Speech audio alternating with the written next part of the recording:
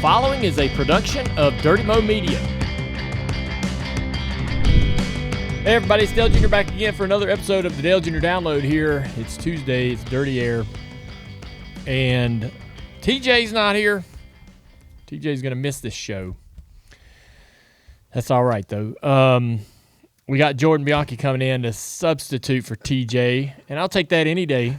I appreciate you dropping in and fiddling in for TJ today. I appreciate you having me on. This is quite the call. I wasn't expecting this. Well, hey, you're kind of part of you and Jeff are kind of part of the team here, so whenever we need to go to the bullpen, we got some really, really great pitchers. So thankfully, we're able to get in here, and I'm kind of eager to hear your opinion on a couple of things. I know you guys do the teardown after the race. Great show.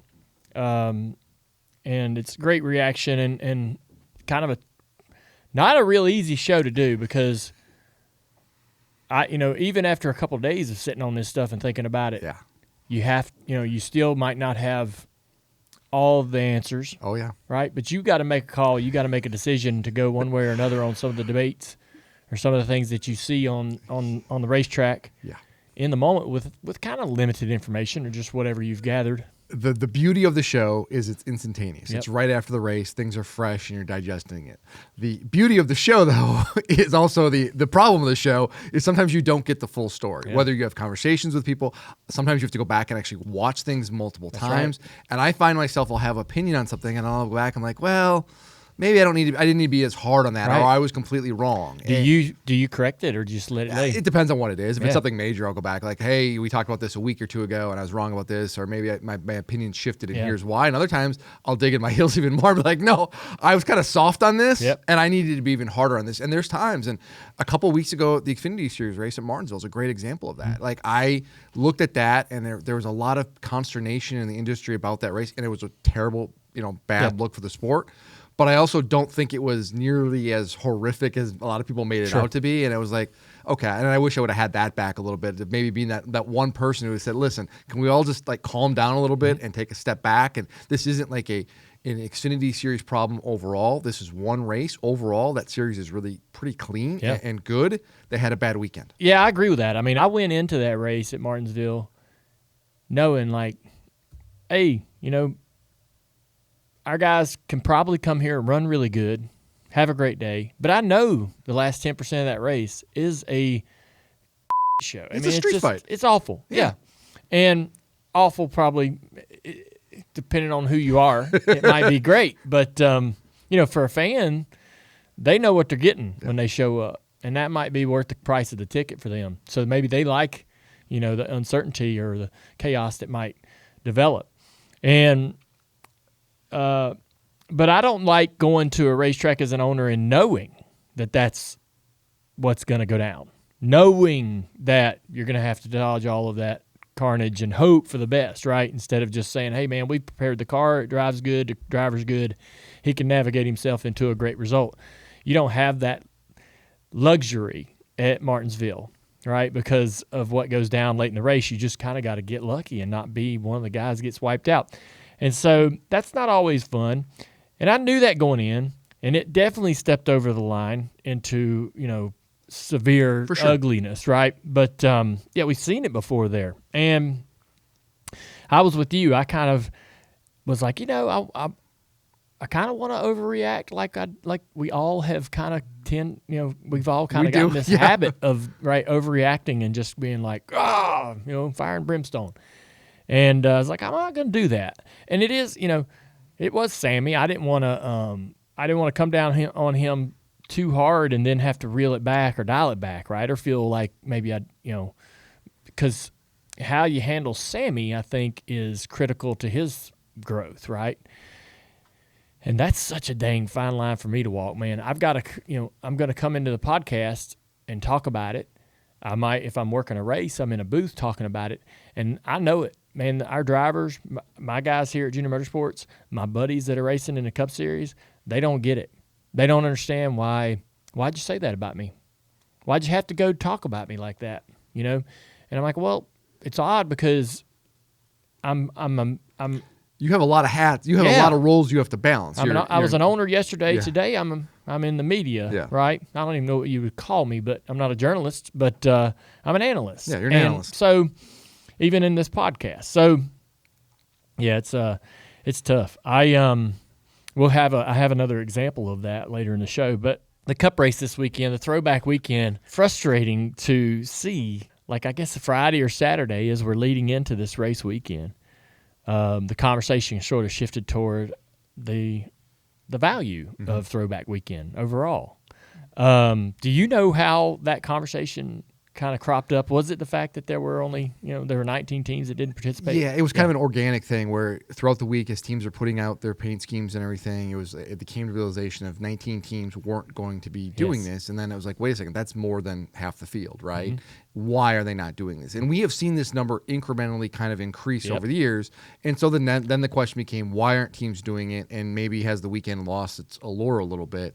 And I think it's a conversation worth having, because I think it's a conversation to say, okay, Throwback Weekend, I think, is important. You have to honor the sport. And there's no better place to do that, I think, than Darlington. But can you do it maybe in a way, can you expand it or continue to have it evolve in a way where it doesn't feel the same year after year? And I think that's where the conversation ended up. It was just interesting how we got there. Yes. I have, an instant reaction of, oh, man, how can you not love the history of the sport? But then when you dive deeper into it, so I was kind of not offended, but I was kind of taken aback that anyone wouldn't be on board with something like this. But when I walked into the media center just because I told Jeff Gluck I would come by and say hello, and I wanted to do that, but thanks for coming to say hi to me, by the way. I appreciate that. I didn't know if you were there. Jeff was like, "Hey, I'm going to be there," and he's not always at every race, So I was just like, "Hey, I'll come say hey," and I also wanted the opportunity to speak a little bit about the number 8 debacle, if anybody was in the room wanting to talk, but which we'll get into here in a bit as well. But back to the Throwback Weekend conversation, I was initially like, God, how dare anybody be, why are we having this conversation? This is sacred. Hands off, right? Nobody poo-poos on Throwback Weekend. Okay. And but it was a honest conversation, right? I didn't think about some of the challenges that the landscape presented to the sponsors these days presents, and it was lost on me, I guess, that some of these partners might have just a couple of weekends a year where they're a 3-race sponsor or a 5-race sponsor, and they're like, well, I don't want to change all my stuff up for this race. I mean, I want my logo as it appears with my colors on the car. And, I don't really understand the throwback, history and nature and I don't, and so we're not going to participate, which I get, I don't get upset when somebody doesn't participate. Hell, Junior Motorsports didn't participate every year. There was quite a while where the 7 didn't run one. And when they do run one, it's a throwback to something company related, not NASCAR or even motorsports related. And I never loved those deals. Like the 22 car for several years would do a throwback to something totally unrelated to NASCAR, And Josh Berry, Wood Brothers, throws it back to Jim Clark. Yeah, right. It's like, all right. I would keep it inside the NASCAR box. Mm-hmm. Some people go outside that box and do things that don't make any sense to me whatsoever. That's why, to me, I look at this weekend is like, I think we need to get away from the paint schemes a little bit, because this weekend is so about, paint scheme. That's okay. But we need to move away from that. We've done that, and it feels exhausted. Let's celebrate the history of the sport. And Raja Kruth, I think, had a really good idea, which is like, let's make this a retro weekend. And I think that's what you do, where you celebrate the history of the sport in various ways. Expand it, actually. Blow this out.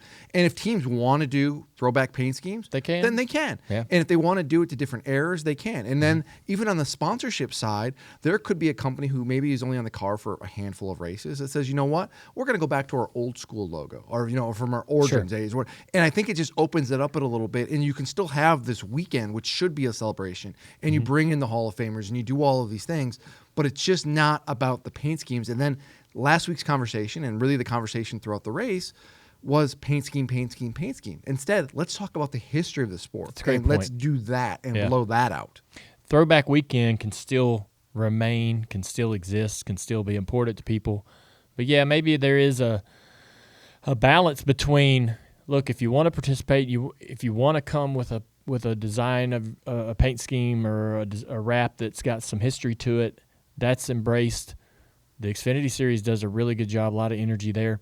But also, to your point, maybe shifting a little bit more of the focus on some of the vintage cars that show up. Some, we've got Richard Petty pacing the field one year. This year, it's the Wood Brothers cars with Harvick and Glenn, and there's a lot of they have the alumni deal where you see drivers from the past on pit road during intros and meandering about the facility throughout the race weekend. So maybe there's a greater focus on it being a bit of a trip through the Hall of Fame, if you will, right? And not so much about like who did it the best in terms of the scheme and does it look exactly like it, like the old cars. Kyle Busch had a comment, said it's not for us, it's for the fans. I thought that was it's great to hear. You have drivers that say, Chase Elliott and Byron and even Bubba Wallace were saying that it's overdone, agreeing with you to a point that, maybe it could be rebranded or rethought and go in a new direction. Brad Keselowski was pretty adamant that he thinks the fans are excited about it and they're dressing up in the older gear, which would, I think Throwback Weekend is evolving, right? And everybody just kind of needs to get out of its way. Even the track, even NASCAR, right? I didn't like years ago the track in NASCAR, I guess the track probably more than anything, would say, this year it's 90s. Yeah. And I'm like, why do we even have to do that? Yeah, you're putting people in a box. Yeah, don't put guardrails on it. Like, let people do what they want to do. And I think if you allow that creativity to flow, you're going to see some really cool things instead of forcing something down someone's throat. And I think that's where this idea needs to continue to evolve to. Right. Can we all just agree, Darlington, when you go into that place, I was reading articles from 1980 where my dad's like, man, when you go into Darlington, it just feels like you're going back in time. And that's absolutely correct. And then let's just let it be that. And if you want to have an interpretation or expression, go for it. If you don't, nobody's going to care. Yeah. I didn't care. I didn't mind that the 19 guys were out there running around with their non-throwback schemes. And there was some really good-looking stuff out there that was cool to see. But I think we just kind of all got to get out of the way and let Throwback Weekend be what it wants to be. And, again, though, I do think that Darlington should, outside of what we see on the racetrack in terms of the design of the cars and stuff, I absolutely think that Darlington has to continue to lean into that vintage retro feel so that when you go there on the weekend, like the Darlington Parade, I know that maybe a lot of people don't even know that happens, right? The town certainly does. But a lot of our, maybe a lot of our fans that are traveling from in and out of town don't even know that's actually a thing that they can experience, right? And it has a very old throwback small town feel to it, right? I've actually been in that parade a couple of times with our NBC teammates riding on a float throwing candy. And, it does have that. It does feel like you sort of step back in time a little bit, or you're kind of part of a small town vibe, and I think they should absolutely continue to lean into that. I'd hate to say it go away, I guess, or be this thing that we're like, every other year we're going to do it or whatever. I don't even know how you do that. A lot of people want it to be the Southern 500. That's not possible. Can't happen. You can't do it for a couple of reasons. One, it's the Southern 500. I feel like it has its own identity, and this goes to a bigger thing to me is. You have 38 races on the schedule, and some of these races, the 600, the Daytona 500, they are what they are, right? Yeah. Not every race has an identity, though. That's right. And the one thing that Spring Darlington does have, which makes it unique from a lot of the others and separates it, is it Throwback Weekend. Plus, the Southern 500 is generally the start of the playoffs, Yeah. and that's a really important time. And then we talk about sponsors and branding and everything like that. Sponsors want their main branding on a car come the playoff. That's period. Right. Yeah, and that's a premium for sponsors. Absolutely. Those playoff races, and so the Southern 500 is not an option, but we'll see what happens going forward. I hope that it's I hope that it's something that continues, and I think the drivers, I think some of the drivers, just don't have an affinity for the past or the history.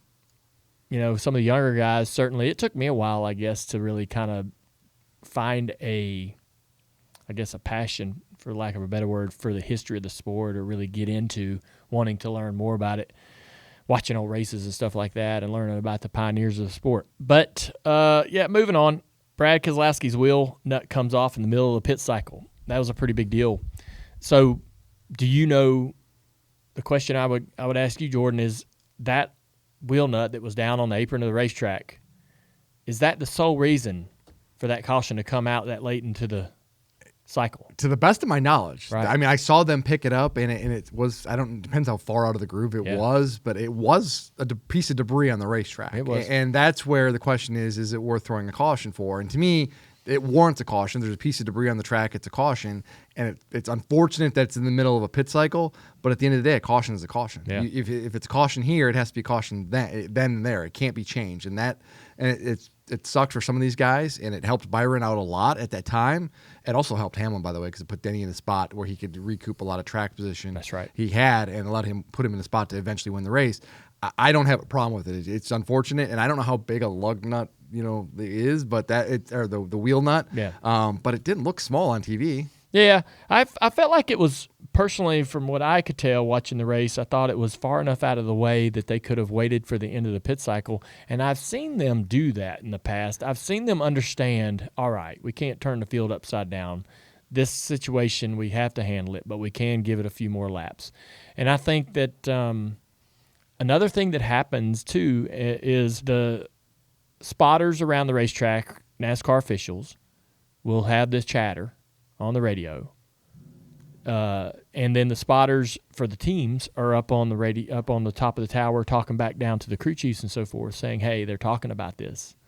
Right? So is there a way for NASCAR inadvertently to encourage teams to get their cycle finished? Right? Is there language or a temperament or a delivery or a tone in discussing that debris down on the apron that would get the team? Because some teams will go, "Whoa, we're not pitting. They're about to throw a yellow. We'll stay out." Right? Is there an opposite effect that they could have? Yeah, I mean, I get that, but I'm also, if I'm William Byron, if I'm that team, I'm like, no, the debris fine. Like, yeah, or I want that. In that instance, you want the caution to come out. Like, no, that's right in the middle of the racetrack. Right, for sure. We're gonna cut a tire. Yeah. Like, I'm screaming and hollering, and there's a couple other teams in that same boat. So it's interesting. Now you get politicking, and I don't know if that's what you want in the middle of the race. Though it'd be entertaining. To me, that's where it comes down to. Like, if something warrants a caution, then throw the caution. Yeah. And it sucks that it comes in the middle of the pit cycle. Those are the breaks. Right on. All right. Pretty awesome camera work from the guys at Fox to catch that wheel nut flying off. I was really impressed by that. Watching the coverage, we actually, me and our TNT teammates got together at the NASCAR Productions facility, which is the first time I ever seen that. And we sat and watched the race Sunday there. Wow. Yeah. Beautiful place. It was. It's awesome. NASCAR's put a lot of effort into it and a lot of money for, content creation and all types of things. And so we're going to see quite a, I think not a shift, but a lot of improvement and growth in what NASCAR creates with their content going forward. And I think that's also where the CW does their races when they're not at track. And when you walk in there and see all of the TVs and everything that crew has to use and has available to them when they're doing those broadcasts, it's extensive. It's everything you would need. It's more than you need. If you're an analyst standing there and you're like, okay, I'm gonna do this race off site, You got everything and then some to be able to do a good job with it. I know there's a bit of, some opinions out there with fans in terms of, well, we need our announcers, analysts at track in the booth. It is amazing to be able to actually look out a window and see the race happening. That's a great vantage point. They say in broadcasting that, they're kind of like, hey, don't look out the booth. Don't look out the window, right? Don't do that. Look at the screen. Talk about what's on program. But I cheat. And I go out there and I'm looking at the battles and I'm like, hey, this is about to develop into a battle. Let's get the cameras there before it happens so we can talk about how this driver's setting the pass up. And that's the one thing that you miss, right, when you're in a studio is just being able to look out the window, right, and get a different perspective, 40,000-foot view of what's happening. But, I wouldn't be surprised. I mean, if we're going – there's a great race at Chicago that's going to happen this year, right? Our booth that we're going to be in at Chicago, we ain't going to be able to see the racetrack. No, it's a street course. There's no way. Yeah. We might as well be anywhere, right? Doesn't really matter. I don't think it makes a difference or will affect the way we do the race. But, when we're at an oval and we can literally look out a window and see the entire track, that's a different story. But so some of these races, it makes perfect sense to maybe not travel the booth because they can't see anything anyways. The first couple of Chicago races we did, they did from a shipping container sitting down in the paddock. They did? Yes. Wow. Yeah, You're just sitting in a shipping container. Yes. Okay. Rick Allen and Steve were in a shipping container in the paddock, nowhere near a race car going at full speed. And they were at ground level. Like, it was like you couldn't see a thing. You're just in a box. And so, literally, yes. I mean, that was it. They might as well been in Charlotte. They've been more comfortable. You slap a sticker on there, you ship back to Charlotte. That's right. So, people would be surprised. Is there still something to being at the racetrack and be able to communicate, walk through the garage? Like, is that still where the value is 100%. In going to the racetrack? Yeah, I think the garage time is limited comparable to what it was like years ago, or when there was practice and so forth.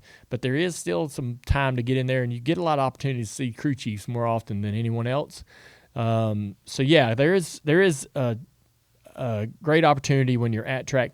And I'll say this too, man. Like, there's an energy that you feel just being on site. That's not something you can recreate anywhere else. I can't do my job without having in-person conversations. Yeah. And I always say my favorite time of the week is actually from the time the garage opens on Sunday morning to when drivers get in their cars, because everybody's around. Team owners, team executives, drivers, crew chiefs, you can have those conversations. Actually, when I'm at the race, I'm watching it off a monitor. Yeah. I'm not up in a press box or anything. I'm watching it off TV. And that's, goes back to our earlier conversation.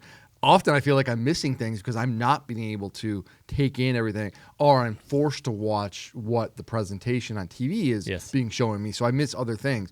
Yeah, you do feel like you're playing catch up, but that's just the reality of it, because you can't do anything about it. A lot of these tracks don't have press boxes anymore. Darlington doesn't. And if you go to a road course or a street course, there is no vantage point where you can see everything. That's just the way it is. Yeah. I do. I am looking forward to our broadcasting with TNT and obviously Amazon on Prime. We're starting to gear up and prepare and talk and all that good stuff. We even went into a booth and mock broadcasted, me and Adam and Letarte with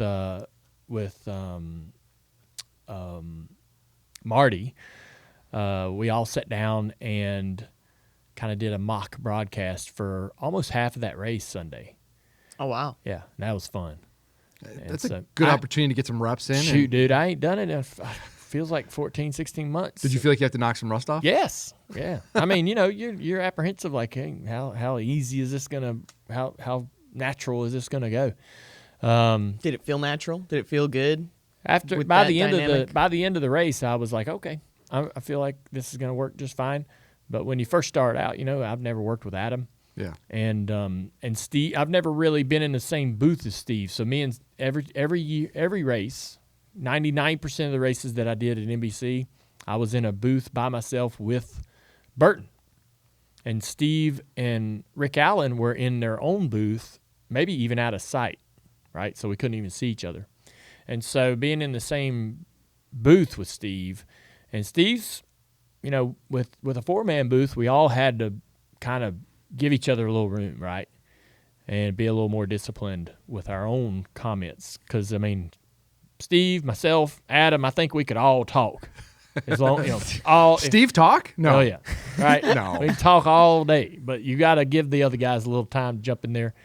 And so, but it's interesting. It's going to be fun. I think those races are going to be great. By the time we get through the Amazon stuff, Amazon's going to be cool because they're going to come in with all kinds of new bells and whistles, right? I think that fans should pay attention to what they're seeing on the screen and some of the kind of cool gizmos or whatever widgets that they come up with, because they're kind of excited about those type of things, right? So the presentation will be cool. And then by the time we get to TNT, I think we'll be in a rhythm, having worked 5 races together at Amazon, and that should, we should be probably really, really grinding it out by then. But I'm excited about that, and it's awesome to be preparing for it. Back to the race. Late in the race, there was a debate. A couple debates. Bubba spins Larson, and you can see clearly as they're exiting turn 2, Larson just kind of powers down. Yeah, right? big time. Big time, yeah. I wonder why he did that. Reddick on the wall right ahead of him. I know, but, I mean, even that was so far in front of me. I don't know if he panicked or what, or in that situation you don't want to Reddick just got into the wall. Yeah. It wasn't going to be a caution by itself, so... And I don't want to step in Larson's mindset here, but his thought is probably, I don't want to get into him and cause a caution because I don't want to create an incident. But is he overcautious? He was overcautious, and by being overcautious, he created a caution. Right, right. I know, I'm watching it, and I'm like, I've watched it over and over, and I'm like, man, he's a long ways from Reddick. I wonder why he powered down so hard. He just, middle 1 and 2 just kind of went by Bubba, so he knows Bubba's right on his right rear, full steam. So that was surprising. Everybody was like, oh, Bubba did it on purpose. No. But he did not. No. And the other conversation is, this is the first race directly affected by the new DVP policy. So with the new policy allowing Larson and his team to go repair the car, people are like, oh, well, look at here. Now is this I guess some people want to look at it and go, now we got a new problem. No, this is not a new problem. This is the way actually it's been for 70 years up until, the DVP policy came into effect. Cars could get out there and do this all the time. And then if they weren't creating accidents like this, parts were falling off and cutting tires and all kinds of things were happening. Or they were just flat getting in the way and slowing somebody down and creating a battle for a position that would not otherwise have developed. I love it. I have no issue with it. This is how NASCAR was for a long ways. And I do like the fact that teams have an opportunity to make repairs. We saw a year ago with so many incidents where guys had minor damage and they could have been back on the racetrack, but they didn't have – they expired the 7-minute allotment, right? Yeah. And so this is a change. It's unfortunate, but this is the way it is. And people are like, well, why is Carl Larson out there? Why is he running out there? Yeah. He can't get any points. Well, no, he couldn't get any points. But that team has a mindset, and you know Cliff Daniels so well. Yes. His mindset is, listen, we don't know when we're going to be in this situation again. There may be a race down the road where we have a damaged race car, and we can gain points. And we have to fine-tune and use this as a practice session to make sure we get that car in pristine condition as much as we can and get it back on the racetrack as quickly as possible. That's part of it. This is real-time opportunity to do that. That's why Kyle Larson was out there. It sucks that he caused a caution, but it is what it is. I mean, that's racing. Yeah, I would say the number one thing, if I go back to the years that I raced where we had the ability to really fix the car if it was repairable, we always did. There was no questioning, should we fix it? Even if we knew that there was nothing to gain, similar to Larson here, even if we knew there was not a position to gain, your ego and your pride wouldn't allow you to toss in the white flag. You don't want a DNF on your resume. No.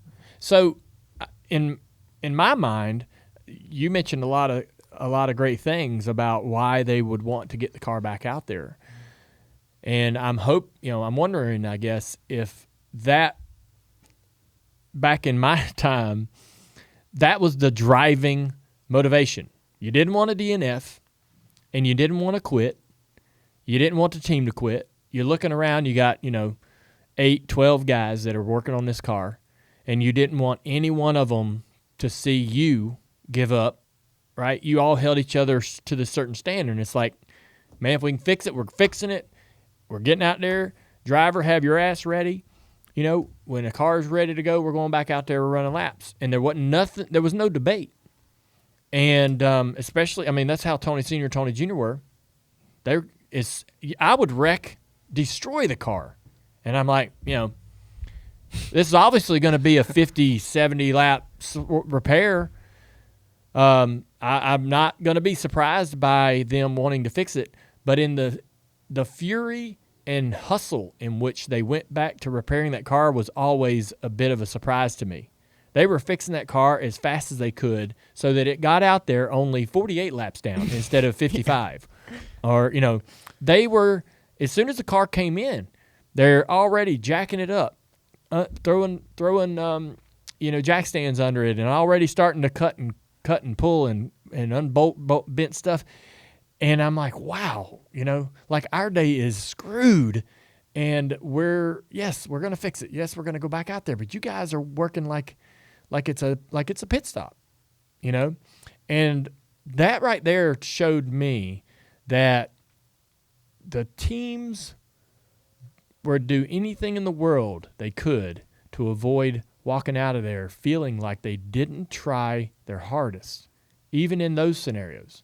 They weren't going to leave that racetrack thinking, yeah, we just kind of gave up, you know, wasn't nothing to gain, so we just kind of quit. And I wonder, you know, when the DVP policy came in, that was my concern. It's like, man, you're going to normalize giving up. You're going to normalize quitting. Yeah. And it's okay to quit. And I'm like, I never did sit well with me. I did also like the idea of a team that didn't need to be out there, not being out there, right? Man, you're destroyed. You're not going to gain any points. I get it. Let's just save everybody a little money and go home. But the mental aspect of it was what never sat well with me because it would normalize guys just sort of saying, all right, yep, we're done. Let's just go on home. And the driver's home before the checkered flag falls. So I kind of like this, right? And maybe Larson doesn't – I'll tell you, a driver is not excited about driving a wrecked race car, especially at a place like Darlington. That Larson, I could think of maybe one more track like Martinsville where you don't want to drive a car that's off the pace because you can't get out of the way. Same thing at Darlington. You can't get out of the way. And that's what we saw at the end of the day. When he tries to slow down and not be a part of what's going on, he ends up being a part of what's going on. So that sucked for Larson to have to drive that car. But I promise you, that team being able to repair that car, put it back out on the racetrack, go back to their pit stall, finish the day, that probably is what they would prefer over loading it up and going home while the rest of the field's still competing. That's the mentality that Cliff Daniels carries in that team, and that is why they are who they are, and they are as good as they are. And I will tell you, and I will bet you dollars to donuts, come later this year in a playoff race, they're going to have an incident, and having this experience of having gone through this, of having to repair a car like that, will serve them, and I will bet you they get a point or two in the playoffs at some point that will help their cause. Yeah. So the question then goes to William Byron, leading 243 laps. The situation is Williams leading the race. He's got a pretty comfortable lead over most of the field. I think, if I remember correctly, Reddick is kind of held up by the 20, and Denny's kind of back there, but nobody's really catching William. And William and his team are going to do some math to understand that as these other teams short pit or come to pit road first, he knows, okay, I can be out here X amount of laps before I need to pit and come back out on pit road still in front of these guys, right? And not only is that happening on the pit box, there's a war room back in Charlotte, Hendrick Motorsports. They got a big old – all these teams had these where there's a couple – dudes sitting around, 6, 12 people and engineers and all kinds of people with laptops and big screens and calculating all of this information, double-checking, verifying, and sending that back to Rudy and his team on the pit box going, yep, we got to do it this way. This is when, if they pit now, we got this many laps. We got to get to pit road then, you know. So, I mean, there was not a lack of information, and it wasn't a guess. Like, Rudy had all of the details with Wouldn't you assume? He did. And I talked to him after the race, and he said, the way we calculated it was we were going to be, I think he said, a second ahead of Bell. They had about a 3 or 4 second. How did they miss that? And so there's a couple things, and I had to go back and look at the times. They may have had a slow pit stop. Yeah. 2, Byron may have gotten on and off pit road a little bit slower. And so you combine that with the fact that Bell did pit before that, so he's going to eat into the time naturally. They ended up coming out a second behind. Yep. And so it can go quick there, as you know, on old tires, and it was not at all what they anticipated. And he was beaten up afterwards. Yeah. He looked demoralized. I know. I mean, even though they allowed Bell to cycle in front of them, I think the one thing that was masked, the one thing that was sort of unknown or unrealized was how quick Reddick was. So Reddick had drove through the pack after being a victim of that cycle, right? Yep. Lost a lot of track position during that one caution during the middle of the pit cycle. Him and Blaney both. It took Blaney no time to drive back through the field. It was a little tougher for Reddick, but Reddick and Blaney were 2 of the cars that I thought showed early in the race that they could run with Byron. Byron's car lost a little edge as the race went on. He lost a little pace. He still was pretty dominant, but he was vulnerable or beatable. And as we're watching Blaney kind of march through the field, everybody's like focused on Blaney. He's got the speed. He can do it. And nobody was really looking at Reddick. And then Reddick was really fast, drove up to the back of that 20 car and got stuck. And that's when I think they forgot about him. Because when he pitted before the 20, he cycles in front of him. Now he's not obstructed. Clean air.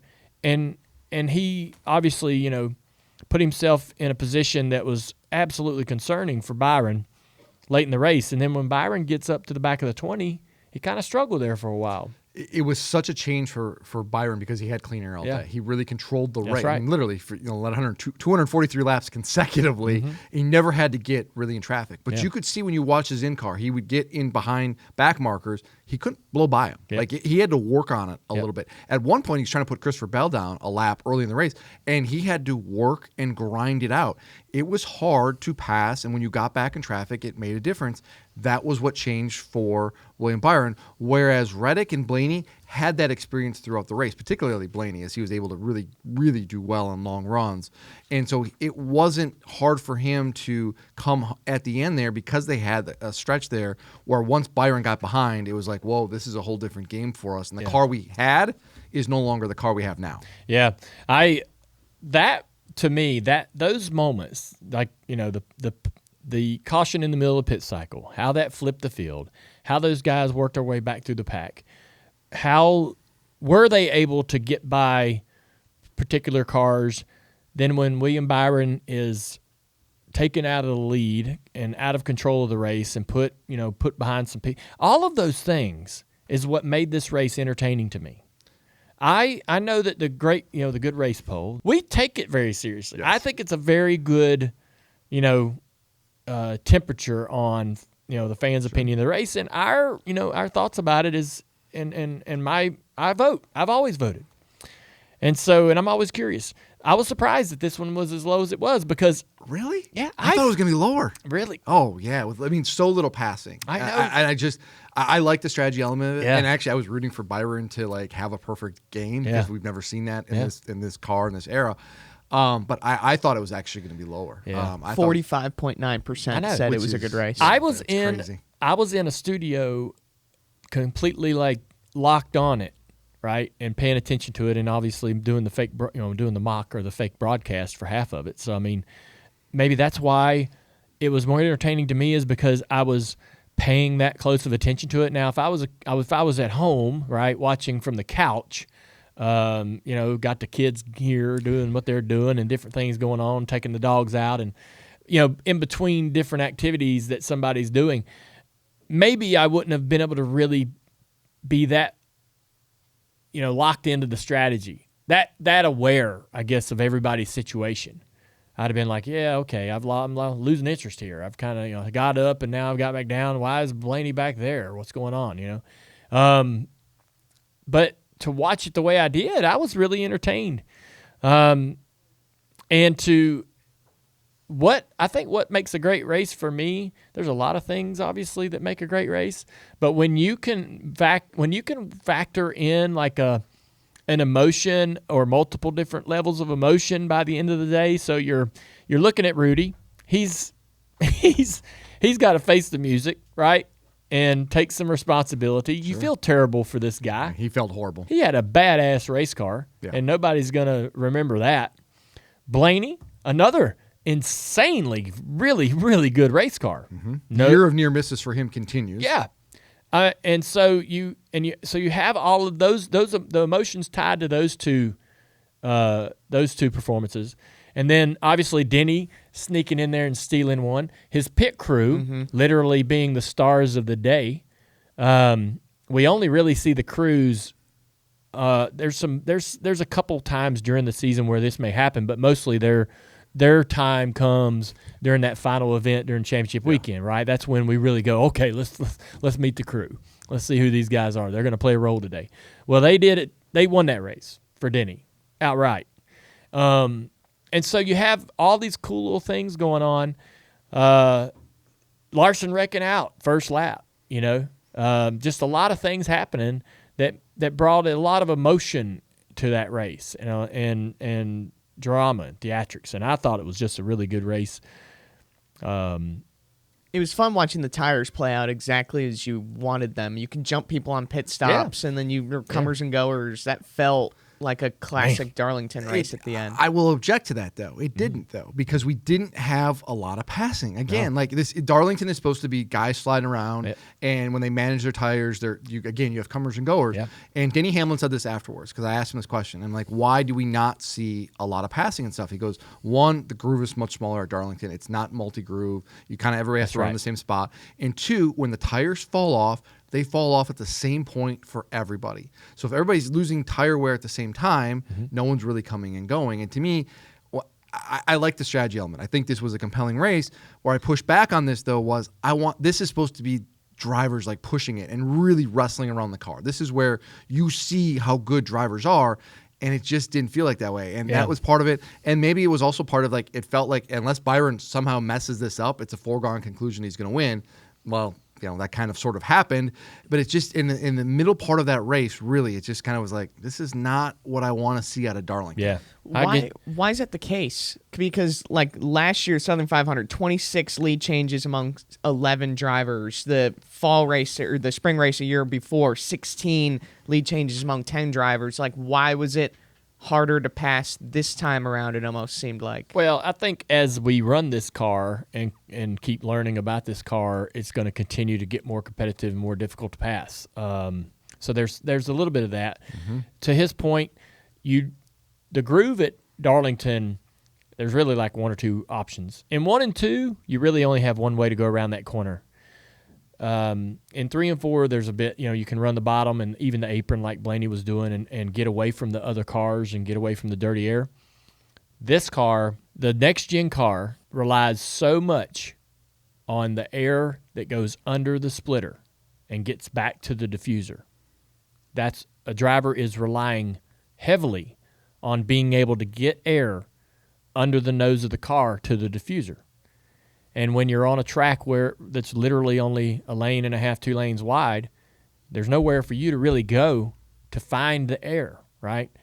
And especially if you got 2 guys kind of running side by side in front of you, there's nowhere to go. You just don't have any grip. You can't go forward. You can't drive up to them. You have to wait for them to sort out what they're doing, and then you have to go find the clean air again.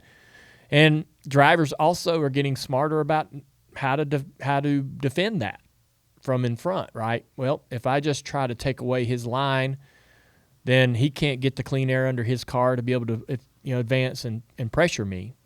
And when you're at a track like Darlington, you don't have a whole lot to have to block. You got a very narrow racetrack, and you're like, hey, I'm just looking in the mirror, and my spotter's going to tell me where he's been running. I can go try to attack that lane and make him go somewhere else.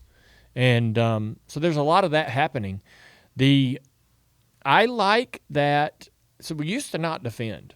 The guy caught you. He ran you down. You'd be like, hey, go ahead. I'll see you later. Maybe I'll run you down. You let me back by. There used to be not a lot of defending a race, racing hard. But it's so it's so important now that that you battle for every single position, and there's also sort of been this culture shift with guys like Chastain, whose car's sitting on this table right here, that will defend every single spot, will race for every single spot all race long, and that's sort of permeated through the whole field now. Nobody gives up a spot. Nobody says, "Hey, you can have this spot right now, and I'll get it later." There ain't none of that no more. They race out of each other because they don't want to be behind any more cars than they have to be, because this car struggles in traffic, because you have to have that air coming underneath that splitter to get to the diffuser. It's a self-fulfilling prophecy in a lot of ways, because guys have to defend more than ever before, which makes passing even harder. And then they're more and more inclined to be even more aggressive when they're defending, which again makes passing harder. So it's kind of in this vicious cycle. And I think the other thing to note about this as well, we haven't had any rule changes with this car over the off season. So it's allowed the bigger teams, the Hendrick, the Penske's, the Gibbs, even 2311, to really fine tune this a little bit and really hone in. And you're starting to see a little bit of separation between them and everybody else, where you don't necessarily have the track houses or the RFKs. They're running fine, but they're not running up front. They're not leading a ton of laps. Those four organizations have just kind of pulled away a little bit. I was really impressed, speaking of RFK, how well they've been running, and particularly this weekend. Again, a couple cars running up to the top 10 for most of the race. They're outperforming. Absolutely. I think they're the expectations I think the rest of the world has for them. Trackhouse on the other side of it is underperforming. Yeah, I mean, Chastain finished top 10 this week, and he grinded it out. They did. do not have speed in the race cars right now. He's not qualifying well. And just in general, Trackhouse seems like they're searching right now, and that Chastain is having as good a year as he is a testament to what Chastain is, and it's why he is defending so aggressively on the racetrack, because when you don't have speed in your race car, what do you have to do? Yeah, and that's interesting too. Some drivers, when presented with the challenges that Trackhouse is dealing with, will roll over, go, "Hey man, this thing won't do what I needed to do." And Chastain, on the other hand, is the kind of guy that's like, "Well, I'll just race harder. I'll just defend harder. I'll just try harder." And which is a rare quality in a guy. It serves him so well though. Yeah, it does. And it pisses everyone else off. Does. But it serves him well. At the end of the day, that's what you have to work out for yourself, and it puts him in good positions. Yeah, it does. Colleague, another team I want to shout out, Colleague, who's made some gains this offseason and seems to be improving their performance on the Cup side. We talked about Byron, kind of giving the race away there late. Blaney, you mentioned his unlucky start to the 2025 season, blown engine at Phoenix, crash at Vegas, blown engine at Homestead. Bad caution this weekend, but still was in position to win this race. Yeah, but didn't. Yeah. And that's the problem, is they have had all the speed, the Penske cars, right? They have 0 wins. You look at their season as a whole, Austin Cindric, Joey Logano, Ryan Blaney, they've led a lot of laps this season. They were in control at the Daytona 500. They led a lot of laps and led the most laps at Atlanta. Blaney should have probably won Homestead, et cetera, et cetera.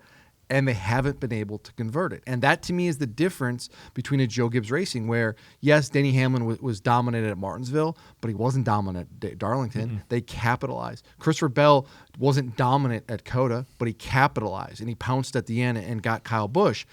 Penske hasn't been able to close out. Joe Gibbs Racing has closed out.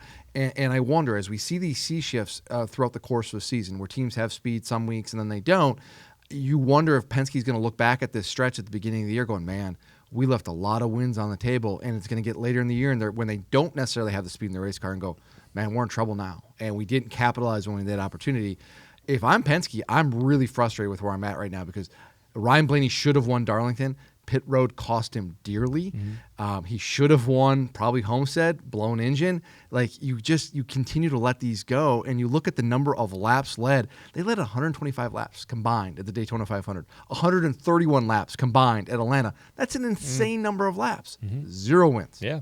Jordan, to your point, lost 19 spots on pit road yesterday. Can't Blaney do that. did. That's horrible. That's where they need to probably be concerned, is if you're not, I think pit road is such a critical, part of being successful. And if you're consistently seeing some issues there, they absolutely should be concerned, and there should be not panic, but there should be some conversations, some hard conversations happening.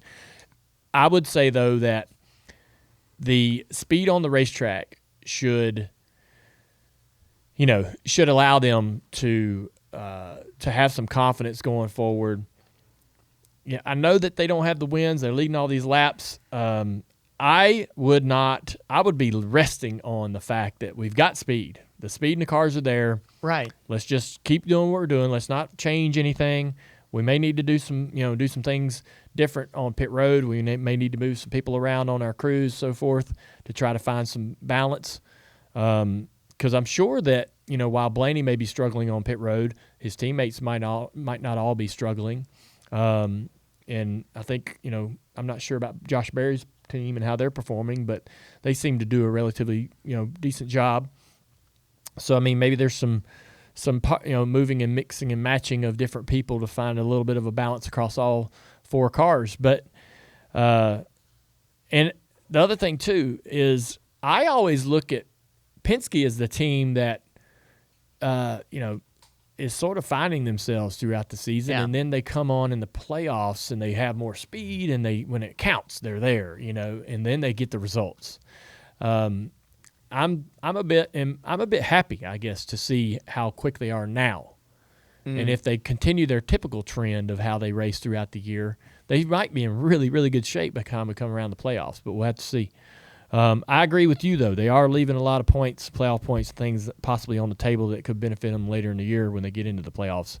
But Blaney running this well, running this quick early in the season is a good sign for that team. He's still 7th in points despite the blown engine crash, blown engine, bad caution. Yeah. So, they have the speed. And to your point, I think speed is, the hardest thing to find these days. So, it's if you can – this is almost a good problem to have because the problems aren't what's on the racetrack. Yeah. You need to clean pit road up. You need to clean some other thing. At least, is there a little bit of comfort in knowing that you have the speed? No. You don't have a win. Okay, but you're not. Let me give you an example. Let's go back a year ago. Martin Truex Jr. started the year off very strong, right? Should have won Richmond, didn't. And they had all the speed early in the year, and they didn't win a race. Well, come later in the regular season, they didn't have a win, and we had all these surprise winners: Chase Briscoe, Austin Dillon. I know Austin win, but whatever. All of a sudden, Martin Truex Jr. finds himself on the bubble because he's the one guy who doesn't have a win, and you're like, damn, we had a really good year. We could have won this race. He missed the playoffs a few years ago, and he was top 5 in points. Ryan Blaney barely made it 4th in points. Yeah. You need to win during the regular season because you cannot take it for granted that you're going to get in the playoffs on points. Yeah. And that's why this is an issue. I hear you, but I think he will. I think he will too, but we don't know. You don't know. I know. If I was a betting man on NASCAR, I would put money on Blaney winning before the end of the regular season. I would have said the same thing about Truex a year ago, though. I wouldn't have. Oh man, he had some wins last year that I just felt like that they were. Yeah, I don't know. I don't feel as confident. I feel more confident about Blaney's speed and their team's ability to keep digging it out every weekend, showing up with these type of race cars than I did with Truex. But I hear you. Some of this stuff they can't clean up. 2 blown motors, a bad luck on a crash. A bad luck on a caution this past weekend. And some of that stuff's just not even their fault. And so now the pit road stuff's concerning. Yeah. That reared its head at the end of the race this past weekend. So you could sit there and say the caution really wasn't what cost them the event. It was the fact that they couldn't get off pit road fast enough. Yeah, it's unfortunate, but you have to. Circumstances work against you. You have to find a way to overcome them. Man. Hey, everybody, you want the latest Dale Jr. download apparel? Visit shop.dirtymomedia.com. We're always adding new stuff all the time, especially like when we say something silly on this show. We'll put it on a T-shirt. Again, check it out at shop.dirtymomedia.com. Let's move on to the Xfinity race.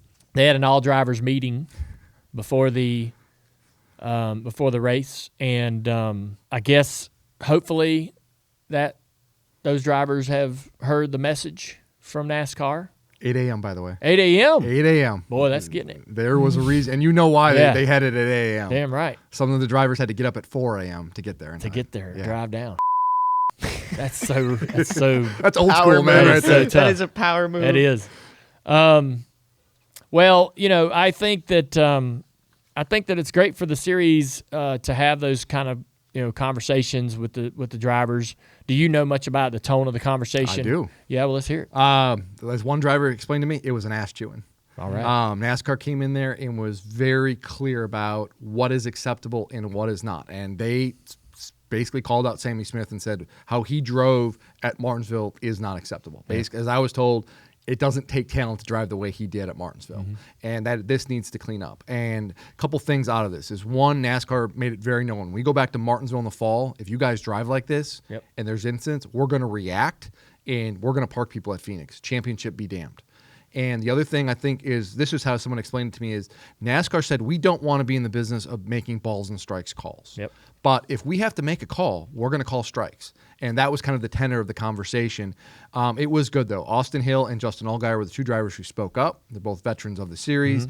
Austin kind of acknowledged his role in some of the things. Oh, he did? Yeah, he did. Very and good. he said that afterwards. He talked to the media and everything. And Justin, said, hey, we need, do a better job. So it's a good meeting. It's a good clear the air. But honestly, I don't know if it's warranted, because this meeting needs to be held a couple days before the fall Martinsville race. Yeah, they probably should. As a reminder of hey, let's knock that off. Yeah. And we need to now be, cleaner going into that. Yeah, that's for sure. I heard that Austin Hill had spoke up to offer his time to educate the younger drivers and had a little fun with that on social media. The truth of that is that Eric Peterson actually reached out to Austin and asked him to be vocal in the meeting. Oh, all right. That's what I did Austin, not know that. Yeah, that's what Austin shared with me. But interesting choice, Eric. But I'm just kidding. Do as I say, not as I do. I'm just kidding. Austin Hill is one of the most aggressive guys in the series, and he had some moments during that Martinsville race that Sammy sort of ended up taking the spotlight from. Right. And so, but I race against him, and he races hard. And sometimes our cars run into each other, and sometimes I blame him. But it'll be, and I do think that, the series is exciting. Fans love it. Fans love what they see there with the racing. They obviously don't love what they saw at Martinsville, and I hope that NASCAR and the drivers can figure out a balance of good, hard, aggressive racing that you want at a short track, and still deliver a great finish, one that everybody wants to see. And I think it is a Martinsville problem. It's not a series issue. Not a series issue at all. And so, when we do go back to Martinsville, to your point, it might be worth NASCAR having another meeting. Yeah. And, another 8 o'clock meeting and saying, all right, guys, this is what we expect today. I'm glad they did that, and it does have a very kind of old school feel to it.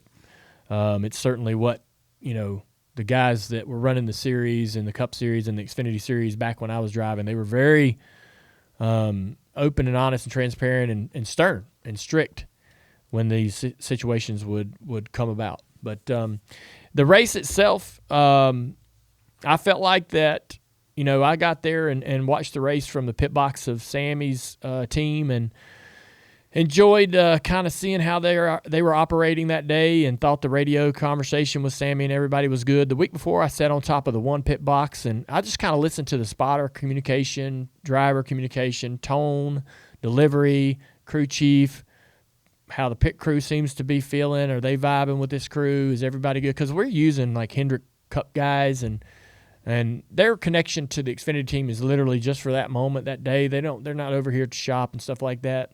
So it's kind of a, you got to work as a driver, and I think a crew chief, to like bond with those guys so that when they come down pit road, they're going to want to do a good job for you. You got to treat them with like you value them and you appreciate them.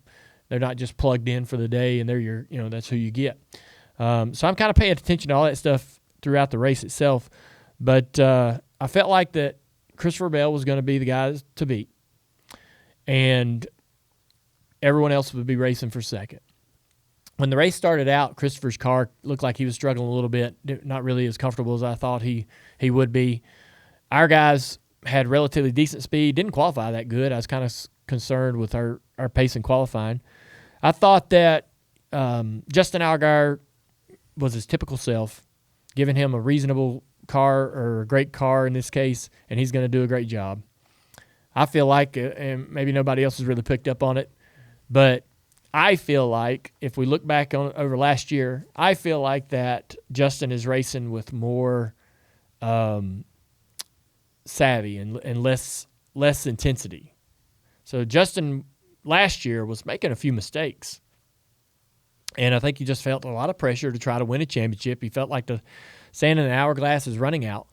Now that he's got that locked in, I just feel like he's calmer, letting things come to him, not pushing the situation, not putting his car in the fence at Darlington and stuff like that. So he had a great day. Carson Quapple worked really hard to get a good result. Sammy worked really hard to get a good result. We put 5 cars in the top 10. Chastain was fun to watch, but he ruffled some feathers, pissed off a few guys. Chase Elliott, and I know he pissed off Christopher Bell, got squeezed into the fence there by Chastain late in the race.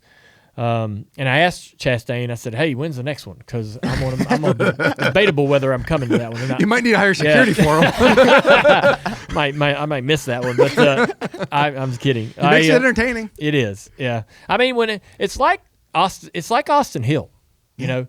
If he was driving my car, right, dude, yeah. I would be all about what he's doing and how he drives. But I race against it, right? And so when I raced against Chastain in the Xfinity Series, I did not like the way he drove. I did not like how he drove around my cars because he could easily lure Justin Allgaier into a damn a fist-to-fist battle around Watkins Glen, and there we are duking it out for 15th, beating the out of a race car. But when he's in your car, you're like, yeah, man. Hell yeah, slide him. Slide him. All right, squeeze him in the wall. All right, tough luck. That was Christopher Bell. He's pretty fast. Now he's squeezed into the wall. You know. It's one less guy we got to worry about. Exactly. Yeah. I mean, I know it's but when you're the car owner of that guy, it's kind of like, hey, yeah. So now that I was going to ask you that because like we talk about Chastain's aggressive driving style, but now that you're directly benefiting from it, like can you justify it more in the Cup Series now?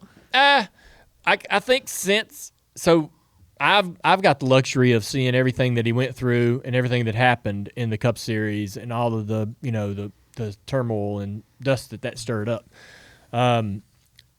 How I would have handled that, I don't know if I would have handled it as well as Justin Marks did, but I feel like you got to stand by your guy.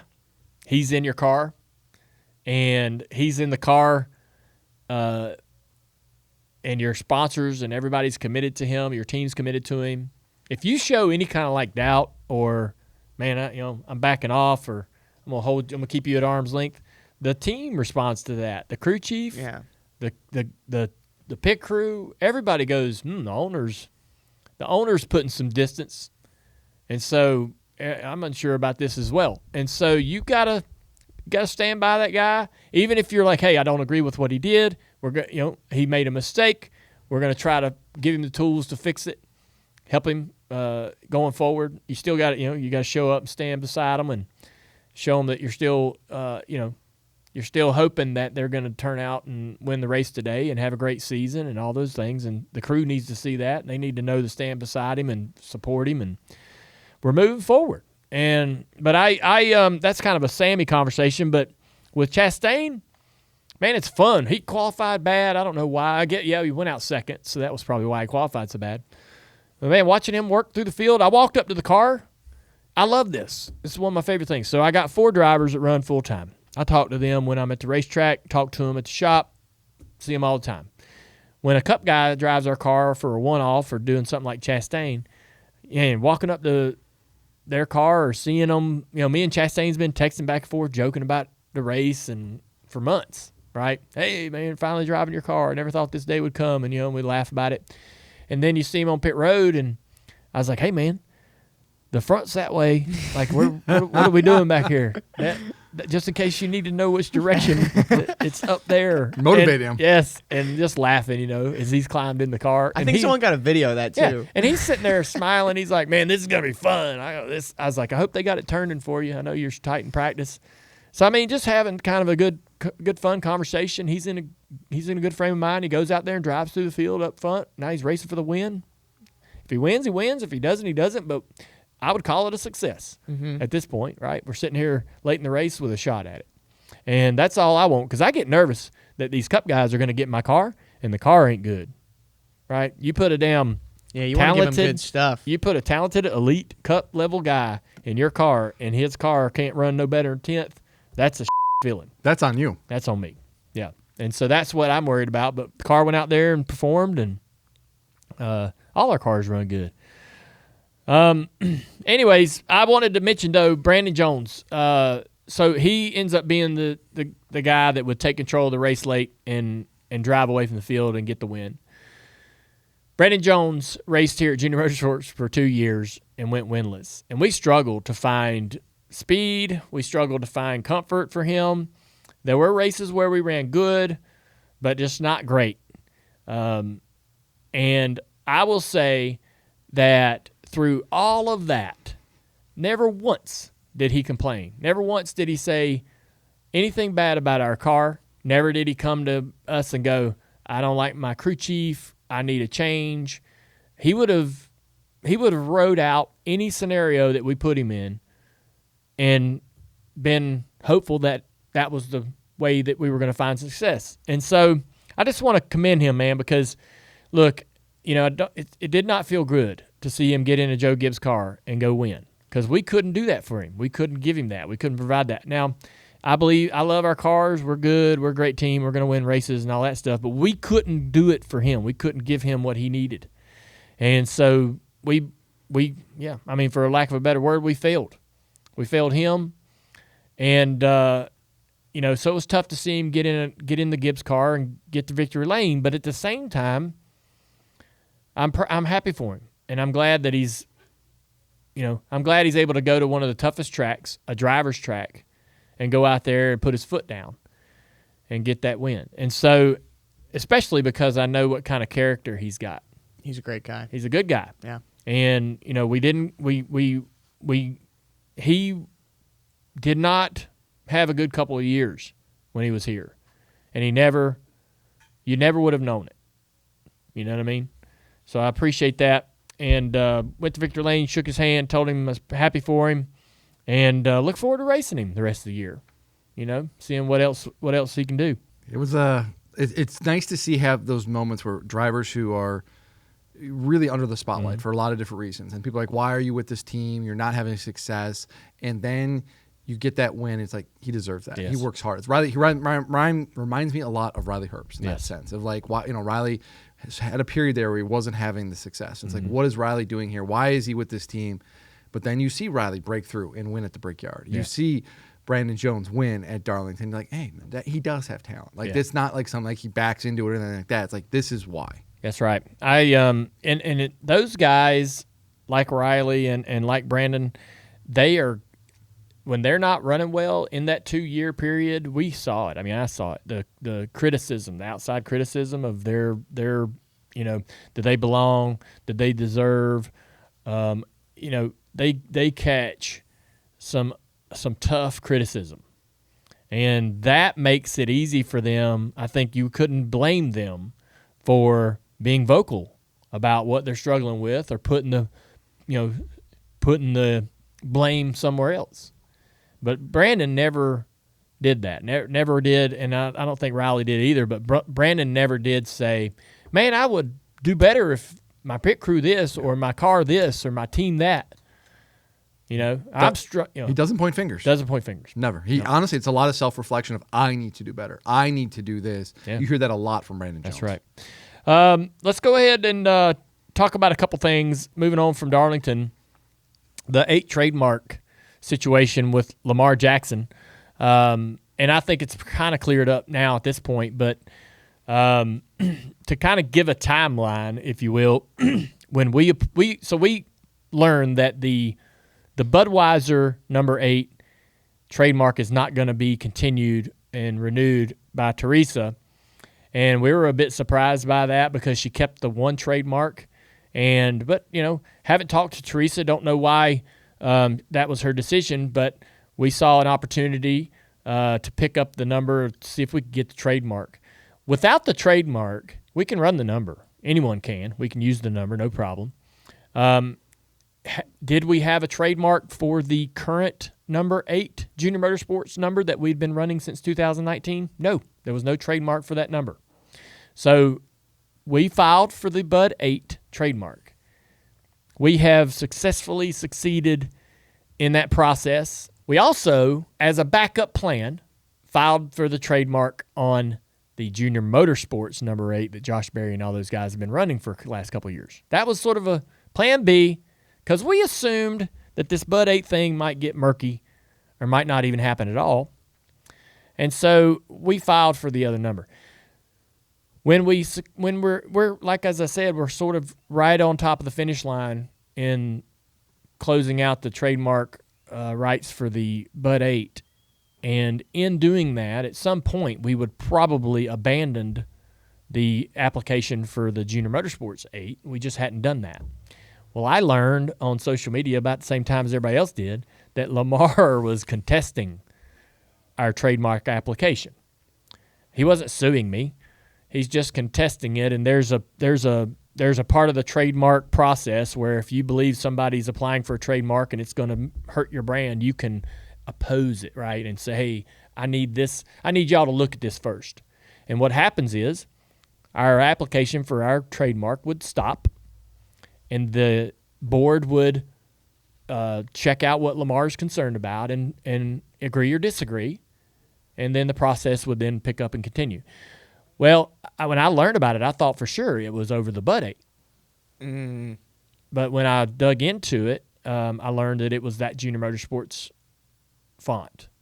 And we weren't ever going to use that again, ever. And so after some conversations with Kelly and our team, they're like, yeah, we're going to abandon that. And so, yeah, it's not an issue. It's a non-issue. And so much ado about nothing. Much ado about nothing. So, yeah, in a few minutes, and the next day, actually, we filed the paperwork to abandon the acquisition of that trademark for the Junior Motorsports 8. And, yeah, we got what we wanted, and we're down the road. I was not going to argue with Lamar over something that I didn't plan on using, and I wasn't going to spend thousands of dollars with my lawyers to fight for something that I didn't need. But I did find it interesting when I went to Lamar's website where he has this Era 8 clothing company. Right. There's like 3 or 4 different fonts of the number 8 just on the front page. And so I don't think that he has a trademark to a stylized 8, but his trademark is for Era 8. And so it's funny because he's, they're arguing that our seeking for this trademark of the Junior Motorsports 8 would be problematic for them. And yeah, but we'll never get to the bottom of it. But I thought it was interesting. A lot of people were worried. A lot of people thought it was obviously the Bud 8. I did too initially till I dove into it. And so social media got all riled up and pissed off for a bit. That never happens. I know. And that's one thing that I was most worried about is like, okay, this isn't a big thing. It's going to be gone tomorrow morning. Lamar's folks can carry on with what their plan is going forward and all as well. But the internet was going to get nasty. Blow up, yeah. They're going to get a little nasty about it, and I didn't want nothing to do with that. But and that's unfortunate. But I don't know Lamar's team and him, and never met the guy, and I didn't want to see this get nasty for no reason. Yeah. So toward either side, and so all that got sorted out. The other thing too is this Legacy Motor Club and Rick Ware Racing charter dispute. Mm-hmm. So Jordan's got some info for you. Yeah. Do you know the backstory on this? So go ahead. Yeah, Legacy and Rick Ware had an agreement to Legacy was going to purchase a charter from Rick Ware Racing. Rick Ware contends that it was for the 2027 season. Yep. Legacy says no, it was for the 2026 season, and that is the contract that Rick Ware signed. And so now Legacy is suing Rick Ware, saying no, we're enforcing this contract for the 2026 season and purchasing the charter that we agreed to purchase. Rick is saying no, the deal was for 2027, and that's where they're at. Mm-hmm. And we'll see how this all shakes out. I do have a piece of information for you that I think you're going to find interesting. I've talked to a lot of people involved in this. Do you know how much Legacy paid Rick Ware for the charter? $50 million. 45 is what I was 45. told. $45 million, which would be a new high in this sport. The previous high was Spire Motorsports paying $40 million to BJ McLeod a few years ago. And we saw last year with Gene Haas, when he was selling his Chargers, it was a fire sale. He basically just wanted to get rid of them. That number went down to the mid-20s. Now, 45, it seems like that's going to be the new floor for if you want a charter in this game, you're going to have to pay probably more than that. Yep. And that's and that'll go up in a month. Mm-hmm. Yeah, the next one. It may go, The it's next already one- gone up, I think. Next one's not going to be cheaper than that. No, because this is the bare minimum. I mean, this is theoretically one of the worst charters if you look at performance. So yeah, if you're going to be in this game in the charter business, you're bring some money. To get 2 charters, you don't even have a race car yet. You don't have a shop, a part, an employee. You spend $90 million, $100 million to get 2 charters. And then you got to build a race team if you want to go racing, which is another probably $100 million investment all in. And so it's pretty shocking, honestly. I'm torn in two about this because part of me is very happy that a race team you can start a business and then you have some value to sell. Prior to the charters, and literally in the Xfinity Series today, if I wanted to sell this company and these 4 cars and everything we got here, you're selling it for pennies on the dollar, and you're getting no real true value except for the land and the building you own. You're getting no real value out of everything in it, all the parts and pieces, the equipment, all the machines, and all the fabrication, all that stuff is going to be sold at a very big discount. But now, and so that was the problem. You get into racing, and when you want to get out, you've got nothing to show for it because you can't. None of this stuff, none of this stuff is that valuable to anyone outside of this building. And so now teams have a charter that they can sell and sell equity in, even part, 30% or whatever equity in the charter, and you got real value. If you get into the sports, you might sell one day, and that charter maybe 3, 4, 5 times what it's worth, what you paid for it. So that's awesome. I love that. But it has created a very, very challenging barrier of entry for anyone that's not a billionaire. And that it was possible for millionaires to go racing just a couple years ago, but now it's a billionaire that needs to be involved. You're not going to have, you see it with all these teams bringing in the private equity. That's massive money. And that was behind what Legacy was able to do in purchasing this charter. Yeah. Because they had investment group come in. That's right.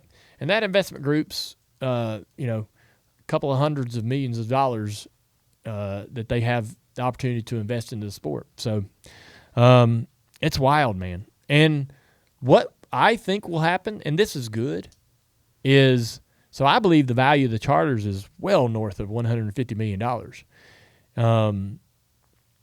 That ceiling, I don't think anybody can predict. Would you have ever said 20 years ago that NFL teams would be selling for $6 billion? No. Like Washington sold for? Right.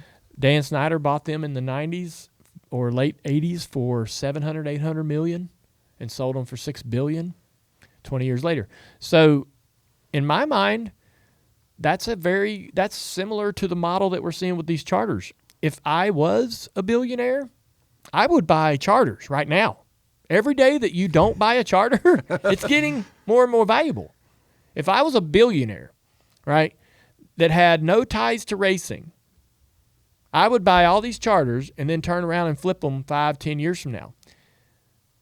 Yeah, it's like a business investment. Hell yes. Yeah. And we've seen that. And it's going to be interesting if you look at it going forward now, kind of the state of the garage. Yeah. They're really, I think it's fair to say, there probably isn't really a charter that's readily available. We've kind of seen that charters that you think would maybe be available, whether it was a BJ McLeod or Rick Ware, they seem kind of spoken for at the moment. So that means if you're going to come in and you want a charter, you're going to have to make an offer, to your point. That's going to push this up to astronomical numbers that years ago you would never imagined. 100 million sounds extreme. It's not. No. Like, people have been saying this for a while. We're to that point now. Because if you want a charter, you look at the charters that are out there, these teams and the value for them, they're not looking to sell, and 2, the numbers attached to them, you're going to have to come in and blow them out of the water. Mm-hmm. That's right. And I think Rick Ware's in the best seat because that guy could take the money and just turn around and walk. I mean, he's a racer. And I don't want to say this about Rick. He he wants to be involved in the sport. And that's what the basis of this kind of thing is that he doesn't want to leave. And the way it's situated now is he's looking at it, if this deal with Legacy goes through as is, he would have to run as an open team for 2026, which is a money-losing proposition. And he wants to be in this sport, and he wants to continue on. And that's where he's at right now, saying, I don't want to lose my charter. I have 2 of them. I want to keep them because RFK's got the lease on the other one. But I don't know, man. Somebody walked up and gave you $100 million for 2. I'm on the beach the next day. I know, right? Or you could wait about 2 years and you're getting $300 million for 2. There's that too. I don't know. I feel like that when the litigation with 2311 and NASCAR gets settled, this is a hunch. I have zero real knowledge about what's going on with this, but I feel like there'll be some compromise made. I don't think it's going to be a landslide win. Everybody, one side gets everything they want. I think there'll be a compromise, but I think it leans heavily toward the teams. I think if I'm 2311, a win for me would be that I get permanent charters. Right? Yeah. I think if they say, "Hey man, your charters are permanent, they're yours for the rest of your life," I'd go, "Oh, great, we're done. I'm finished." Now, NASCAR will tell you that we didn't offer permanent charters, but we offered, I think it was 14 years is the number I heard. So we were able to go long, and then we heard from some teams, no, we don't want that because we don't want to go past the next media rights deal. So it's like you want permanent, and we're willing to give you closer to that, but you're not. So now we're back at 7. Yeah. Well, I wonder if the charter is permanent, does that not almost nearly double the value of that charter? Yeah, potentially, because and that's what 2311 is arguing. Yeah. It's like we know that in 7 years we're not going to go down this road again, where NASCAR for whatever reason says, "Hey, this charter thing isn't working out for us. We're getting rid of the system," and then all of a sudden we're screwed. Yeah. And so, but if we know that this system is in place permanently, we know we have value, and we can turn around to the market then, or to our sponsors or whomever, and say, "It ain't going anywhere. Yeah. We're here to stay. Invest in us." But is there a world that even exists where a team sitting on a $50 million asset, and there's not a world that exists where NASCAR would say, "Yeah, charters don't exist." I mean, and a team's going to go, "Well, I had a $50 million asset today, and tomorrow it doesn't even exist." There's no world where that's possible. Well, without massive legal ramifications. There are legal ramifications. And I don't think that's a winnable case for NASCAR. Well, I got to be very careful how I say this because you don't know how these things play out. But if you have a contract, and that contract for the charter system is for 7 years, and you get to the end of the contract, you're not forced to renew the contract. God. There isn't a gun to NASCAR's head saying we have to continue the charter system Sure. forever. And that was part of the last negotiations where they were like, listen, this deal's going to end at the end of the 2024 season. Mm-hmm. We don't have to resign this. And that was essentially how they compelled the teams to sign the charter agreement, because the teams were worried, well, wait a second. Hell, if this thing gets to the end of the deal and we don't resign, there's no obligation for this system to continue. Yeah. That was the hammer that NASCAR had in negotiations. Pretty wild. It'd be interesting to see what happens with this Legacy Motor Club and Rick Ware situation. I guess Rick Ware said they agreed to sell it for 2027, but the contract that was sent had the different years on it. I mean, it's literally that simple. I got to be careful how I say this. As it has been explained to me by people involved, and particularly on that side of the equation, there was language changed in the contract, not to their knowledge. Oof. Well, the one charter, one of Rick's charters, he has 2. One is leased to RFK, Ryan Preece, in the 60 car, and the other one they are fielding on the racetrack with their own car. So pretty interesting, man. It's going to be a wild week. Bristol upcoming this weekend. Do you got any favorites? I don't know how you go against Denny Hamlin. I mean, he's won, 2 of the last 3 races? Can he win 3 in a row? Oh, he's never done it in his career before, but he's won 2 of the last 3 races at Bristol. Yeah. And if it's going to be a tire management race, who's better than saving their tires than Denny Hamlin? Be really hard to bet against him right now. Momentum's a huge thing in this sport. So give me 2 dark horses, and they don't have to win. Give me 2 guys that are going to get a top 10 this weekend. Those are my kind of bets I like to make. Chris Buescher. Former Bristol winner a few years ago. I wouldn't be shocked if he wins. Had a lot of speed in that race car. They've been fielding. We talked about how RFK has been really well. And Bubba Wallace. Like, Bristol's been a good place for him over the years. Go back to the Richard Petty days. that team has got some mojo right now. I know the Darlington didn't go how they wanted it to. Don't be shocked if Bubba has a really, really strong day. Is this a weekend where we finally see Kyle Busch in the 8 car up in the top 10 battling? I mean, it's kind of a track that I see where he can actually make a difference. Yeah, I mean, it's like Darlington. They got a top 10 there, and they ran well. It's a driver's track. I mean, if he's going to get one of the, win and snap this streak, Bristol certainly would be a good place for it. All right, man. Hey, Jordan, we're going to cut you loose, man. I appreciate you coming in today, giving us some time, all your insight. Thanks for what you guys do for Dirty Mo Media. You and Jeff, y'all are great teammates. And, I'll see you at the racetrack. Appreciate the opportunity. Thanks. Want to make sure that you all know about Xfinity Mobile. And customers there now get exclusive access to Wi-Fi speeds of up to a gig in millions of locations nationwide. And with its coverage, it'll always come through for you in a clutch. Take NASCAR everywhere you want to go. With Xfinity Mobile, they're a proud premier partner of NASCAR and absolutely essential to being able to do what we do these days with our smartphones and our iPads and everything else everywhere we go. Trying to get that information that we need, especially when sports are involved, being able to stream and watch live sports. You got to have good service and fast speeds, and Xfinity Mobile carries all that stuff for you. So let's get right to the questions. I'm excited about this. Andrew, what you got? Yes, YouTube chat's popping off already. All Dean is commenting from Canada, so that's the furthest away. I wonder if he's east or west. Yeah, well, Dean. I've been to Vancouver and Ontario. I've never been to where's the racetrack up there? Montreal. Never been there. I'm hoping we get to go to Montreal, and I hope that's a race that I get to broadcast because it'll be my first trip. So pretty cool. I've never been. Yeah, Canada's awesome, pretty man. awesome. Yeah, good folks up there. Absolutely. This first question coming from Twitter. Tyler is asking, what was the favorite generation car that you got to drive? I mean, that car from 2004, that was my best year, I think, in terms of how the car felt, drove. I just liked that car. It had a lot of downforce, a lot of grip, but it was all in the body, and we had the bodies twisted up in a certain way that in traffic it was still relatively decent. And so, you kind of, if you needed a little bit of downforce on the front, all you had to kind of do was get the headlight out. You could still kind of be directly behind a guy, but just kind of show the left front fender or the right front fender and get some turn. And so that was a great race car, a lot of fun, good looking. So probably my favorite. I have always wondered what it was like. I watch these old races, especially let's just pick 1979, for example, 79 or 80. And I've got a car right here from 1979, 1980 that Dad raced, and I am so tempted to get this car outfitted and take it somewhere where I could go 150 to 160 miles an hour and see how that felt. Now, would it feel exactly like what Dad was driving? Maybe not, but it could. I just would love to know what trying to drive one of them big boats around Michigan felt like, right? Or Bristol even. And were they comfortable? Were they hard to drive? Were they, what was that feeling like from those cars in the 70s? Any year in the 70s, I would love to have driven something like that in competition.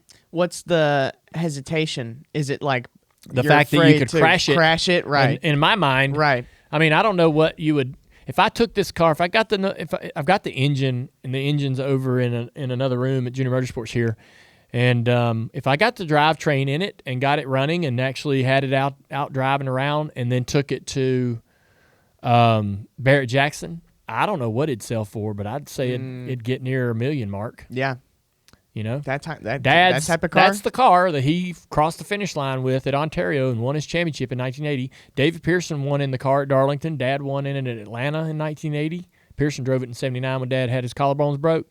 And so it's got some really, really cool history. They only had probably 4 or 5 cars back then, and this one ran most of the Michigans, Charlottes, Atlantas, the big tracks. And so pretty cool race car with some real known history, and I think its value is tough to predict. So I don't think I'd take it out on the track and run it hard. I rebuilt that Nova, right, and we put it on social media how we took it out and drove it around Charlotte. Right. Yeah. And I was nervous about that. I mean, it's not. I just watched this car get fixed and rebuilt over the course of a year, right? And then you got to jump in it and go out and drive it around Charlotte, which I wanted to do, but it's like, how fast do you go, right? If you bust your ass, man, you're going to be sad. They do that before the Indy 500. Yeah. They bring out all the old cars Yeah. and have all the legends, and I just can't imagine the pressure there must be to And drive that old stuff's problematic. Right, yeah. It doesn't back when it raced, there was a team of 6 guys or so that made Right. sure every nut and bolt was perfect. Yeah. Right? And now it's like there's a little bit of attention to detail, but it's nothing like when it competed, right? So you can't go out there and confidently mash the gas going, hey, is the right rear shock going to fly off? I don't know. Right, and they haven't run in a while. Yeah. No, that's a good point. I'm seeing a lot of Gen 4s are people's favorite in the YouTube chat. So I'm so damn confused these days. I guess Gen 4 is the 03, 04 car, so yeah. Yeah, because we're at... I'm almost, I know, right? So Because now it's next gen. Yeah. So what comes after that? I think they're just trying to confuse Gen 8? us. Right, Yeah. right. It's like, how many iPhones are there these They days? didn't go Gen 8 or Gen whatever. They're next gen. Right, Gen X or- now they're we're driving the Gen Zs now they've next. lost count. Yeah. We got them. This next question is from All Out NASCAR on Twitter, and they're looking for some advice. So this guy, my hair and beard are starting to gray. It I dye my hair to stay young, or should I let nature take its course? I'd let it go, man. Just let it run. Do you have your hair? I'm assuming you have let's just assume this person has a reasonably decent hairline. Sure. I would be happy about that and just let the rest go. I've got buddies that aren't as fortunate, and some of them, I've had a few friends where they get to that point in their life where they're like, yep, just going to have to shave it all off at this point. And then they go from what little hair they had to totally bald, and that's the rest of they're getting really no choice in this matter, right? So to have some hair, I feel lucky. I'm not going to color it and be vain is that the right word? Be vain about it. Dalton's nodding his head. Carly Simon, you're so vain. Yep. Yeah. You don't know. You're too young. I know. That's the problem. I don't know. Yeah. Yeah. I mean, You got to listen to that song, man. Apparently, she wrote this song, You're So Vain, about who's the guy that played Dick Tracy? What was his name? Gosh, somebody in this chat will know. She wrote a song about this dude, and it slaps. I mean, she goes after him. Warren Beatty. Yeah, Beatty. Beatty. So, yeah, she wrote a song about him and them dating, and boy, she was not. She didn't have a good experience, apparently. Oh. But anyways, I would just, my hair's getting real gray and my beard's gray, and I don't care. I kind of like it because when I shave my beard off, it's like I get younger, Yeah. right? So you can throw that curveball when you let it gray out. Yeah, just shave your beard all Yeah, together. let it gray out, then all of a sudden show up one day clean shaven. People go, "Hey, whoa, You did that you're like looking real good today." you did that like a year ago, and it threw me off. Yeah. I'm like, who That's is your this color guy? and your beard.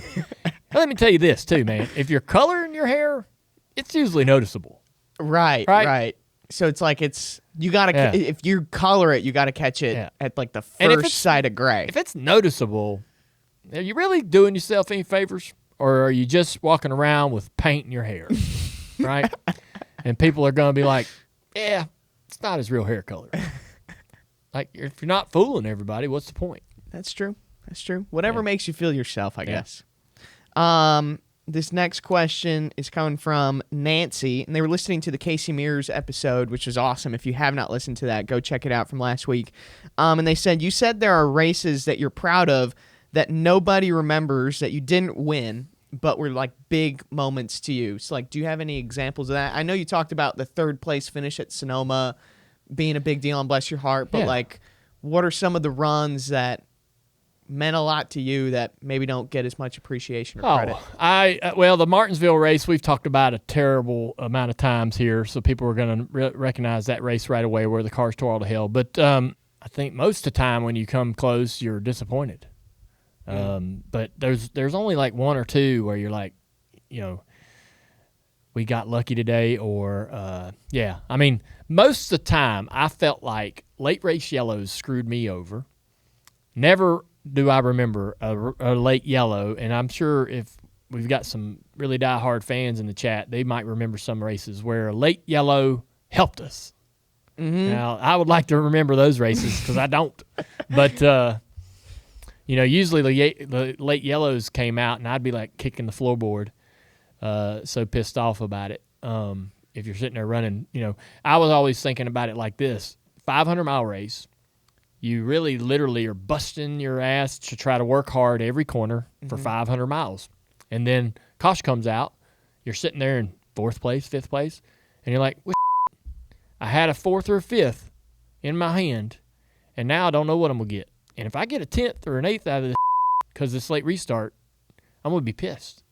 And I hated that feeling.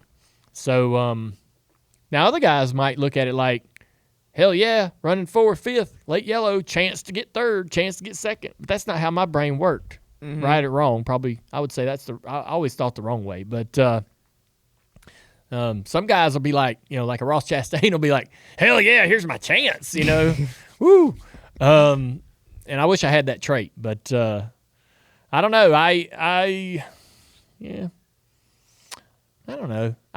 We ran 2nd or 3rd at Michigan in a rain-shortened race. I think Carl Edwards runs 2nd and Casey Kane won. And it was in that beige number 8 Ralph Earnhardt throwback. Yeah. I was happy about that. I think that car was it was fast enough to see what that, the car was fast enough to like, hey, been interesting to see that race play out. But Michigan had kind of been a tough track for me off and on. And so to come out of there with a good run, I don't know why that one kind of sticks in my gut, but I was kind of like, hey, man, I wonder what would happen if we'd have let the race play out, but it was awesome to walk out of there with a good result driving that paint scheme, that car, because it was a cool-looking car. Yeah. We got time for one more question because Denny Hamlin will be calling in here shortly. Yeah. But this one's from Kevin. What's the next concert you have tickets for, if you know? I don't. You don't? No. Weren't you just you posted on Twitter that you were hanging out with, was it Red Clay Strays over the past week? No. No? Who are you at GoPro with? The band. Amberlin. Oh, Yeah. okay. How was that? Well, so the Danger Summer is a band that I'm a big fan of and got to become friends with those guys, and they are touring with Amberlin, and I like Amberlin songs too. There's some great songs from like 07, 08, 09 that I listen to from them, but so they're touring around. They're kind of finishing up right now down in Florida, but they were coming through Charlotte, went to GoPro on their off day, and It's a hell of an off day. AJ Perdomo and the guys from Danger Summer were like, hey, man, we're going to meet you at GoPro. Come out. I was like, all right. I get done with everything I'm supposed to. I'll see you out there. So I go over there. I didn't call or anything, but I go over there. Apparently, AJ and the guys were too hungover to get out of bed that day. They ran a little hard the night before. But the rest of the group was there. Amberlin and the rest of the tour was there. And so I got to meet them, and we took a picture and sent it to AJ and those guys, voicing our displeasure about them not showing up. And but it was cool. I don't know when I'm going to go to a concert. It's always kind of like last minute. We saw the Red Clay Strays in Charleston, and man, it was awesome. If you hadn't seen them out, I'd go see them. I'd like to see Stephen Wilson Jr. Oh, I'm seeing him in July. I know. I'm pumped. Got a buddy of mine supposed to see him soon, and it's like a 700-800 person venue. Oh, and that's where you want to see him too. The insane. Small freaking rooms. So the funny thing about Stephen Wilson Jr., man, is I started listening to him because Tim Duggar sent me his song 1994. Yes. Year to Be Young. Probably 2.5, 3 years ago. Yeah. He sent me this song. I'm like, yeah, awesome song. I listen to it a lot. Yeah. Didn't listen to anything else. And I checked out the record, and I didn't really vibe with anything right away. But now I'm listening to all of the record. Like, he's got so many songs on that record that are really good. Yeah. And so it's interesting because, I don't know, I love music, so I do this all the time. But I have some friends, right, in several bands, and they'll send me their songs or this demo or this album they're working on, and I'll be like, I don't know. But give me a year, right, and I'm in love with the whole thing, right? Right. Yeah. Sometimes you hear a song, and immediately the moment you hear it, you're like, I love that. Give me all that all day. I want to listen to this over and over, right? You love the song, right? And you play the out of it. And then you'll hear other stuff from bands you like, and maybe right away you don't love it. And it takes several listens to sort of like for it to click in your head. I've always kind of thought that was an interesting phenomenon, but that's kind of the way it was with Stephen Wilson Jr. Yeah. So his stuff's so good. Oh man, I had the same exact discovery as you. I'm like, I listened to a song, I'm like, all right, this is okay. Then you really dive into it, and like, he's a freaking genius. He's good. Yeah. Well, awesome. Yeah. That's a good place to end Ash Jr. Today, and thanks to our friends at Xfinity. Yeah, appreciate it. Thanks for tuning in, everybody. This was a little bit of a quick one, but Denny is getting ready to call in, so we won't want to keep him waiting.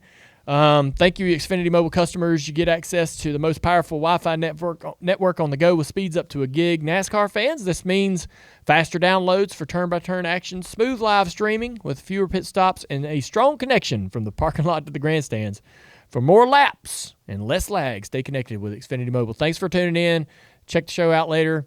And tomorrow we got Kyle Larson, and he's going to be a lot of fun to talk to. So we're going to talk to him about his double. So check that out tomorrow, but we'll see you. Thank you. Denny Hamlin on the Dale Jr. Download, man. Where I guess you're at home. I'm assuming this looks homey. When did you win that trophy up there on over your right shoulder? That's an interesting one. Your right, sorry. Yeah. Yep, that's a good trophy.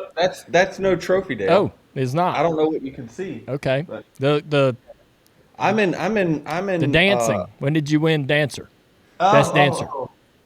Yeah, that's just an art piece, Oh. Dale. That's not a Art. I'm not in my office. I'm in Jordan's office. Cool, so man. she this is her space to man. decorate. Well, hey, Yeah. it's a good looking room. How's the last couple days been, man? You were on a tear, 2 wins in a row. You gotta love being able to capitalize late in a race like that. You're sitting there thinking, "Hey, man, we're gonna have a reasonable day here," and then things go down, and you have to drive the car, you have to win the race. But and I want to get to your pit crew here in a second, but you gotta love the races that kind of fall into your lap like that, for lack of a better word, because it doesn't happen often. Usually, us drivers, I was just talking about this. I feel like that all those late yellows always screwed me over. I can't remember a race where a late yellow benefited me. I'm sure there were plenty, but we don't remember those. Well, no. Well, I remember a lot of races, and the ratio is still like 6-1. Yeah. I mean, that's why when the caution came out, I came over the radio and was like, "Oh, come on, Kyle." Yes. Like, I was like, because at that time I'm just thinking about, how are we going to lose this good finish? Not, how are we going to come out of pit road first and win this race? Yep. So I thought there were too many lap cars in between us, all this other stuff. So I'm like, I'm sitting here just grieving over knowing what's inevitably going to happen, which is, I'm going to get knocked around on the restart and have a bad day. But, man, yeah, they don't happen often. Mm-hmm. It definitely seems as though, if you play this game long enough, that the scales will tip a little bit. But I still don't think it's even. Yeah. That's the guy who's pretty selfish about it. So the crew, usually, I'll say this. Usually, we do try to introduce the teams and the crews to the fans. Fox does a really good job of this, of highlighting them as individuals. They actually get to speak into the camera and tell you who they are, where they came from. I love that. But we really, really don't shine a light on them till Phoenix in that championship race, because we know they're going to play a role there. And it's not often that we see them shine as brightly as they did this past Sunday at Darlington.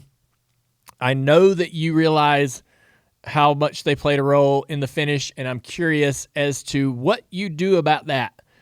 Is there something post-race or something that happens in the next couple of weeks where you're going to let those guys know how much you appreciate their effort on Sunday? Yeah, absolutely. The first is making sure that each and every one of them gets that same trophy. Hell yeah. Yeah, I mean, that's an important one, no doubt about it. It's, it should go in each one of their houses. And so getting replicates for all those guys for that is going to be very important. And obviously, we have a group there that is very, very young. They've come together. I went through my pit crew struggles between 2019 and 2021. The record, the tally actually on the pit crew, possibly kept us from winning was, up in the 8 to 10 range. Mm-hmm. It was pretty high. But this group has come together now, and they're just doing an amazing job of keeping me up front and getting me up front. And you mentioned this is a great way for them to shine. It's a unique situation because most racetracks that you go to, the money stop is just somewhere inside the last fuel window, right? So it could be with 50 to go, 60 to go, and the driver still has an opportunity to screw it up at that point. And so for them, when it comes down to a green-white checkered at a place like a Richmond where everyone's pitting, or Darlington where everyone's pitting, that is their opportunity to say, if I get my guy out first, we're winning this race. We can win the race right here, simply because there's just not enough laps for someone to kind of overtake you. So this was the perfect Super Bowl type scenario for a team like that. And, the crew chief, Chris Gale, said that as soon as the caution came out, these guys were pumping their fists, couldn't wait to get the car on pit road. Damn, that's awesome. All right, well, we're going to Bristol. You're going to have a shot at winning 3 in a row for the first time in your career. Does that matter? I mean, I know it'd be nice, but does it add any kind of extra little layer of excitement or pressure or anything? I mean, sure it does. I don't know about pressure. I mean, we're certainly it'd be a great accomplishment to have. It makes no difference if we don't. But yeah, it'd be cool. I never had 3 in a row in my career. I didn't realize that I'd gone back to back twice before this. And again, it was 8 decades ago when that happened. But it's still, it's a cool thing to talk about, and certainly 3 in a row. My teammate just did it earlier this year, so he's only in his feels like 5th year of Cup racing. So I don't know, just it would certainly be special, and Bristol is a track that you want to win at anyway, but this one would be extra special. Yeah. One of the things that I think is interesting about your situation, you guys, Joe Gibbs Racing's kicking ass right now. One of the best teams in the garage, going out there, running well, closing races. You're at a unique point in your career where you need to start thinking about how you kind of finish this up, right? We've seen guys. I've always said, I guess, that around the age of 43 is when we see drivers lose their performance, and it's for various reasons, some out of their own control.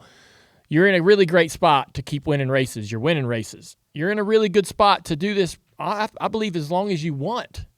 And we've had guys like Bobby Allison, Harry Gant, thinking way back into in NASCAR, that could win races into their late 40s and 50s. I mean, I can honestly see you being capable of doing that.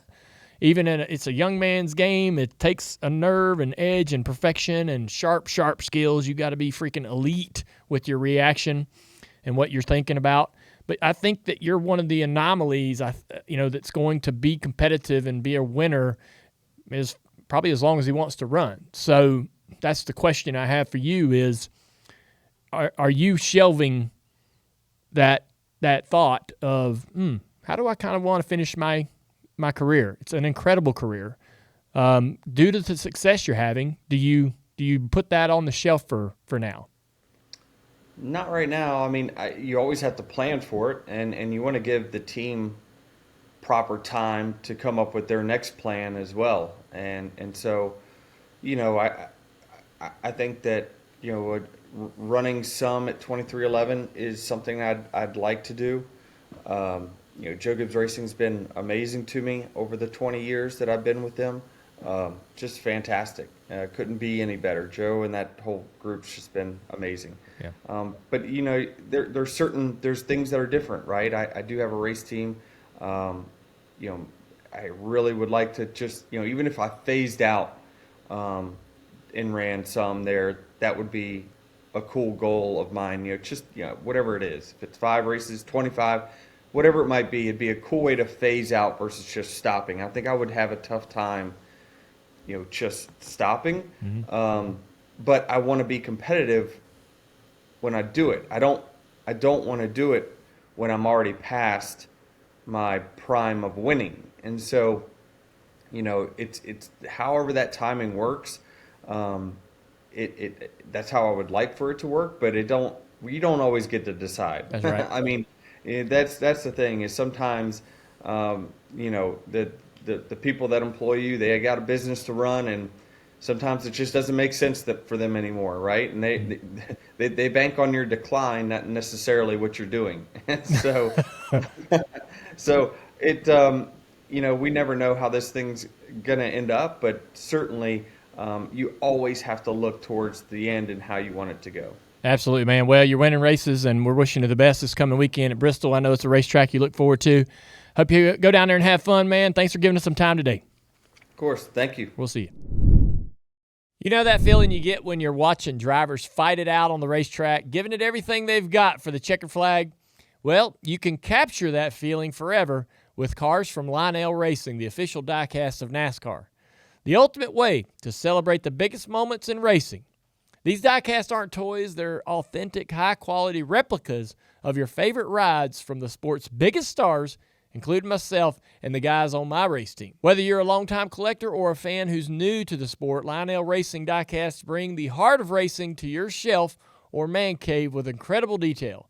They're built with precision, with all the exact decals, logos, and paint schemes you've seen on the actual cars. And trust me, these cars make you feel like you're right there in the middle of it. So head to LionelRacing.com, your favorite racing team shop, or any authorized retailer, and start building your collection today. And don't forget, you can find a wide selection of diecasts at the Lionel stores in Concord Mills near Charlotte Motor Speedway and Opry Mills in Nashville. All right, it's time for Dirty Modo, and coming into the studio to tell us all about who we need to be betting on this weekend at Bristol is Tampa Timms. How you doing, Tampa Timms? Hey, what's up, guys? Hey. This segment of Dirty Modo is brought to you by, and we love this, FanDuel. It's a great app. Great app. Great app. Phenomenal. First off, Final Four recap. We got to talk about basketball. Do we college have basketball. to? Yes. So I had, let's recap.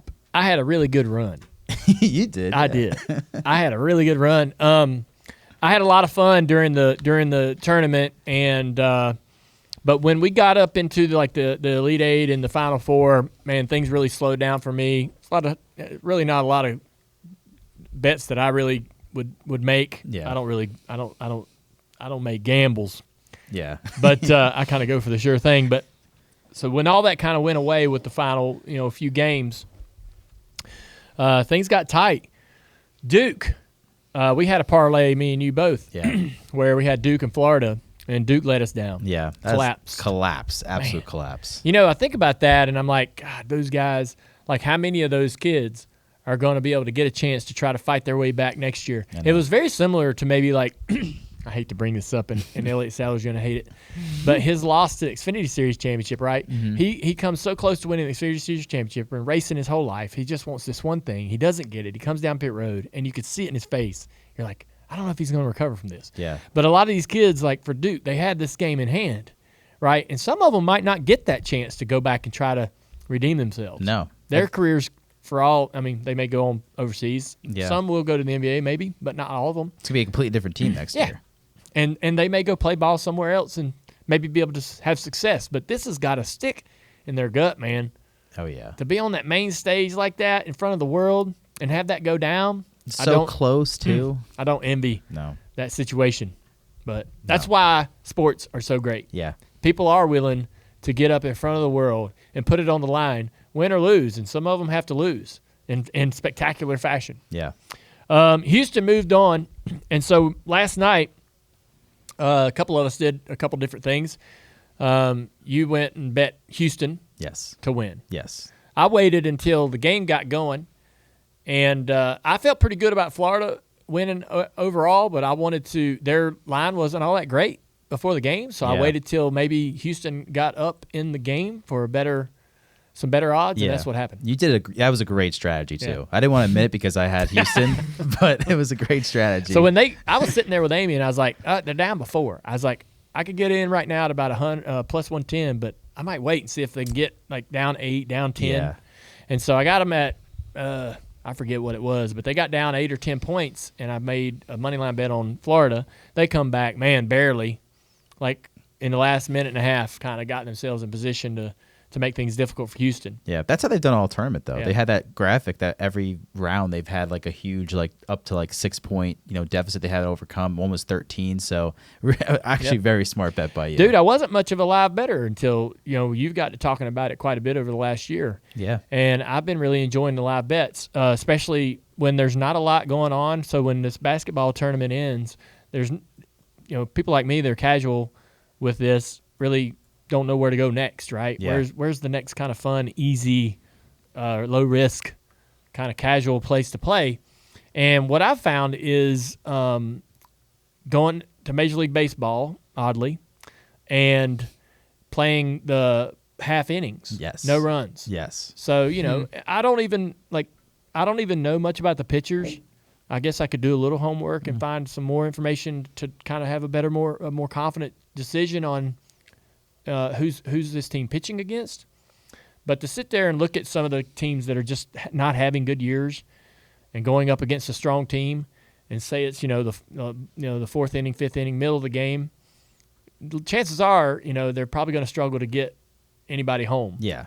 And I love those bets, Yeah. man. You pick some bad teams like the Rockies, Yeah. White Sox. You just put 2 or 3 of those teams together in a parlay. That's you get some plus money odds, and there you go. You're home happy. This is what's called like the dead zone for bettors. Really? No more college football. College basketball is over. Yep. It's really just baseball. Yeah. And Well, I'm enjoying that. I won't even parlay them. I'll just sit there and put, $1 or some real small change on a no-run inning, and just to be doing something, Yeah. just to be kind of enjoying the thrill of it. Yeah. Amy laughs because she's like, "You're not even winning money." I'm like, "Yeah, but it's like the win or the lose. It's not really how much I'm winning. It's You're like invested in the game. Yeah, I'm like sitting there going, "Come on, Yeah. get him out, Strike them out. strike out the Mariners." Throw the curve. I'm like, Right, I don't even care otherwise, right? And here I am carrying. Exactly. Right.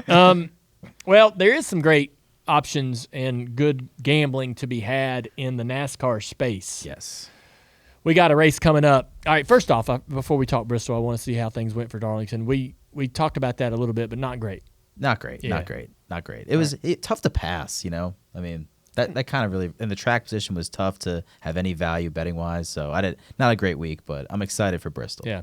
So with Bristol coming up, what are some of the best bets in your mind? Well, the top 5 best average finishes are the guys you expect: Larson, Hamlin, Chase, Bell. But the 5th guy, Chris Buescher, he's being super undervalued to win. He's plus 3,200 to win. That's interesting you mentioned him, because that is exactly what Jordan Bianchi said. Yeah. Chris Buescher was a great pick. Yeah, I think he's a great pick this week. That's a definite. I've already bet him to win.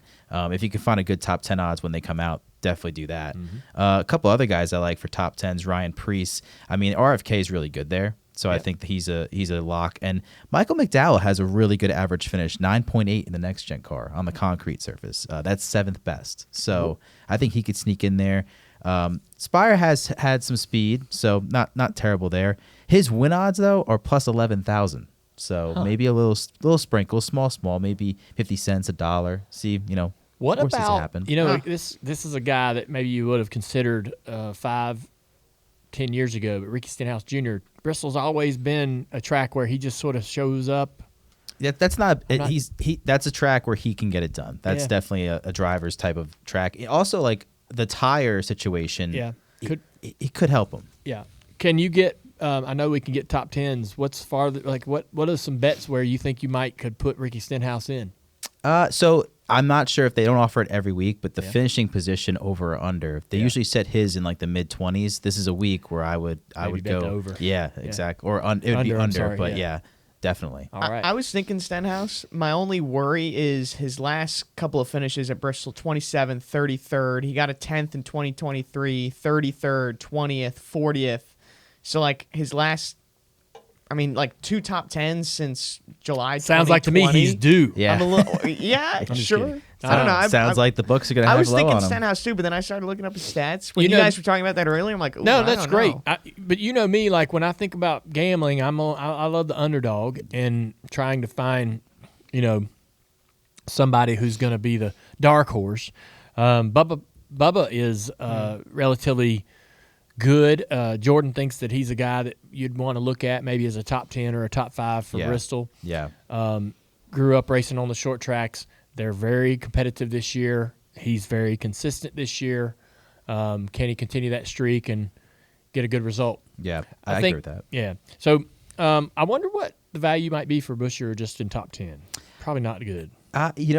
Because he's plus 3,200 to win, I would say he's probably going to get a plus money, maybe plus 120 when it comes out, which I would hop on now because I think he'll qualify well. He'll be up front. Like Could parlay him and Bubba for top 10s. Oh, yeah. And then try to pick a winner to add to that parlay, and, well, you'd have something. I would have something. I'll be honest. I think it's going to be a Larson or Denny win. Yeah. But he takes some risks. But top 10s is where I'm going to try to. The way things are going for Denny this year, this feels like another race that he's going to be telling everybody he beat their favorite driver. Yep, exactly. We got the Masters as well. Yes. So what do you? I've got a little note here on my phone of just kind of fun bets to make. Mm-hmm. Stuff that's just kind of enjoyable to do. That's relatively quick and easy. I've got nothing for golf. So I don't necessarily want to hear who you think are some good bets, but give me some way to approach golf as a casual bettor. So for me, I don't really mess with the outright winners or the longer, you got to wait all the whole tournament to figure it out. Right. I like going round by round, and my favorite bet is round score over under, where they might place at what the par is, like 71, 72, and I pick a good golfer that normally goes under par usually, and bet that, and I bet it every day. I'll bet a head-to-head matchup where it's just 2 golfers in the same group going head-to-head, see what they go after. And you can do round leaders and stuff like that. I don't mess with that. I'll really just stick with those 2, head-to-heads and the round score. I love playing those day to day. Man, that sounds like a lot of fun.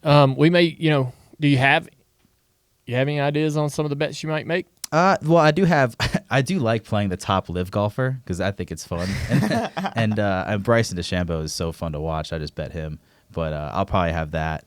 They don't have any round scores out yet, but there's a couple guys I'm watching. Like a lot of people think Colin Morikawa is going to have a good week, so that's a guy. All right, man. That'll be a lot of fun. All right, Dirty Modo, this segment's brought to you by the FanDuel, the premier gaming destination in the United States. Thank you, Tampa Tennis, for coming through. And, we'll see how it goes. Yeah, let's do it. All right, it's time for the white flag. As Jordan and I were talking, the teardown came out post-race, Darlington. You'll want to listen to that to hear about everything that Jordan and Jeff Gluck were talking about and thinking about post-race. Always a great listen. Actions detrimental. Denny Hamlin, the winner of the race, telling us about everything that he went through on Sunday and everything else going on in the sport. And Door Bumper Clear also came out Monday. Great show with those guys this week. Wednesday, our guest show, as we have Tony Kanaan and Kyle Larson coming in to talk about Kyle's double. Mm-hmm. That's going to be a lot of fun. Herm and Schrader drop as well, along with a new episode of Speed Street. It's a busy day on Wednesday. Thursday, Amy and I will drop a new episode of Bless Your Heart. And then also, Dirty Mo has launched a new e-commerce line. We want you to check out our awesome Dale Jr. download merch on the site, plus a lot more. There's shirts, hats, t-shirts, all that stuff for all of our shows. Bless Your Heart gear and everything else that Amy's helping design. So shop.dirtymomedia.com. That's the website. Shop.dirtymomedia.com. Check it out. Also, want to say we're thinking of Shiga Hattori and his whole family. He passed away over the weekend. Truck Series owner, and champion.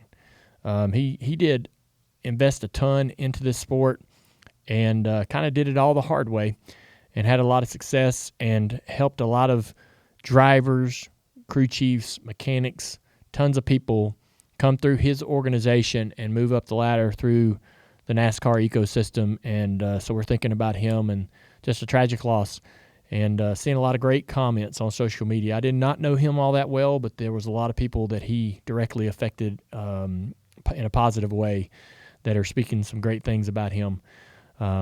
as we remember him today.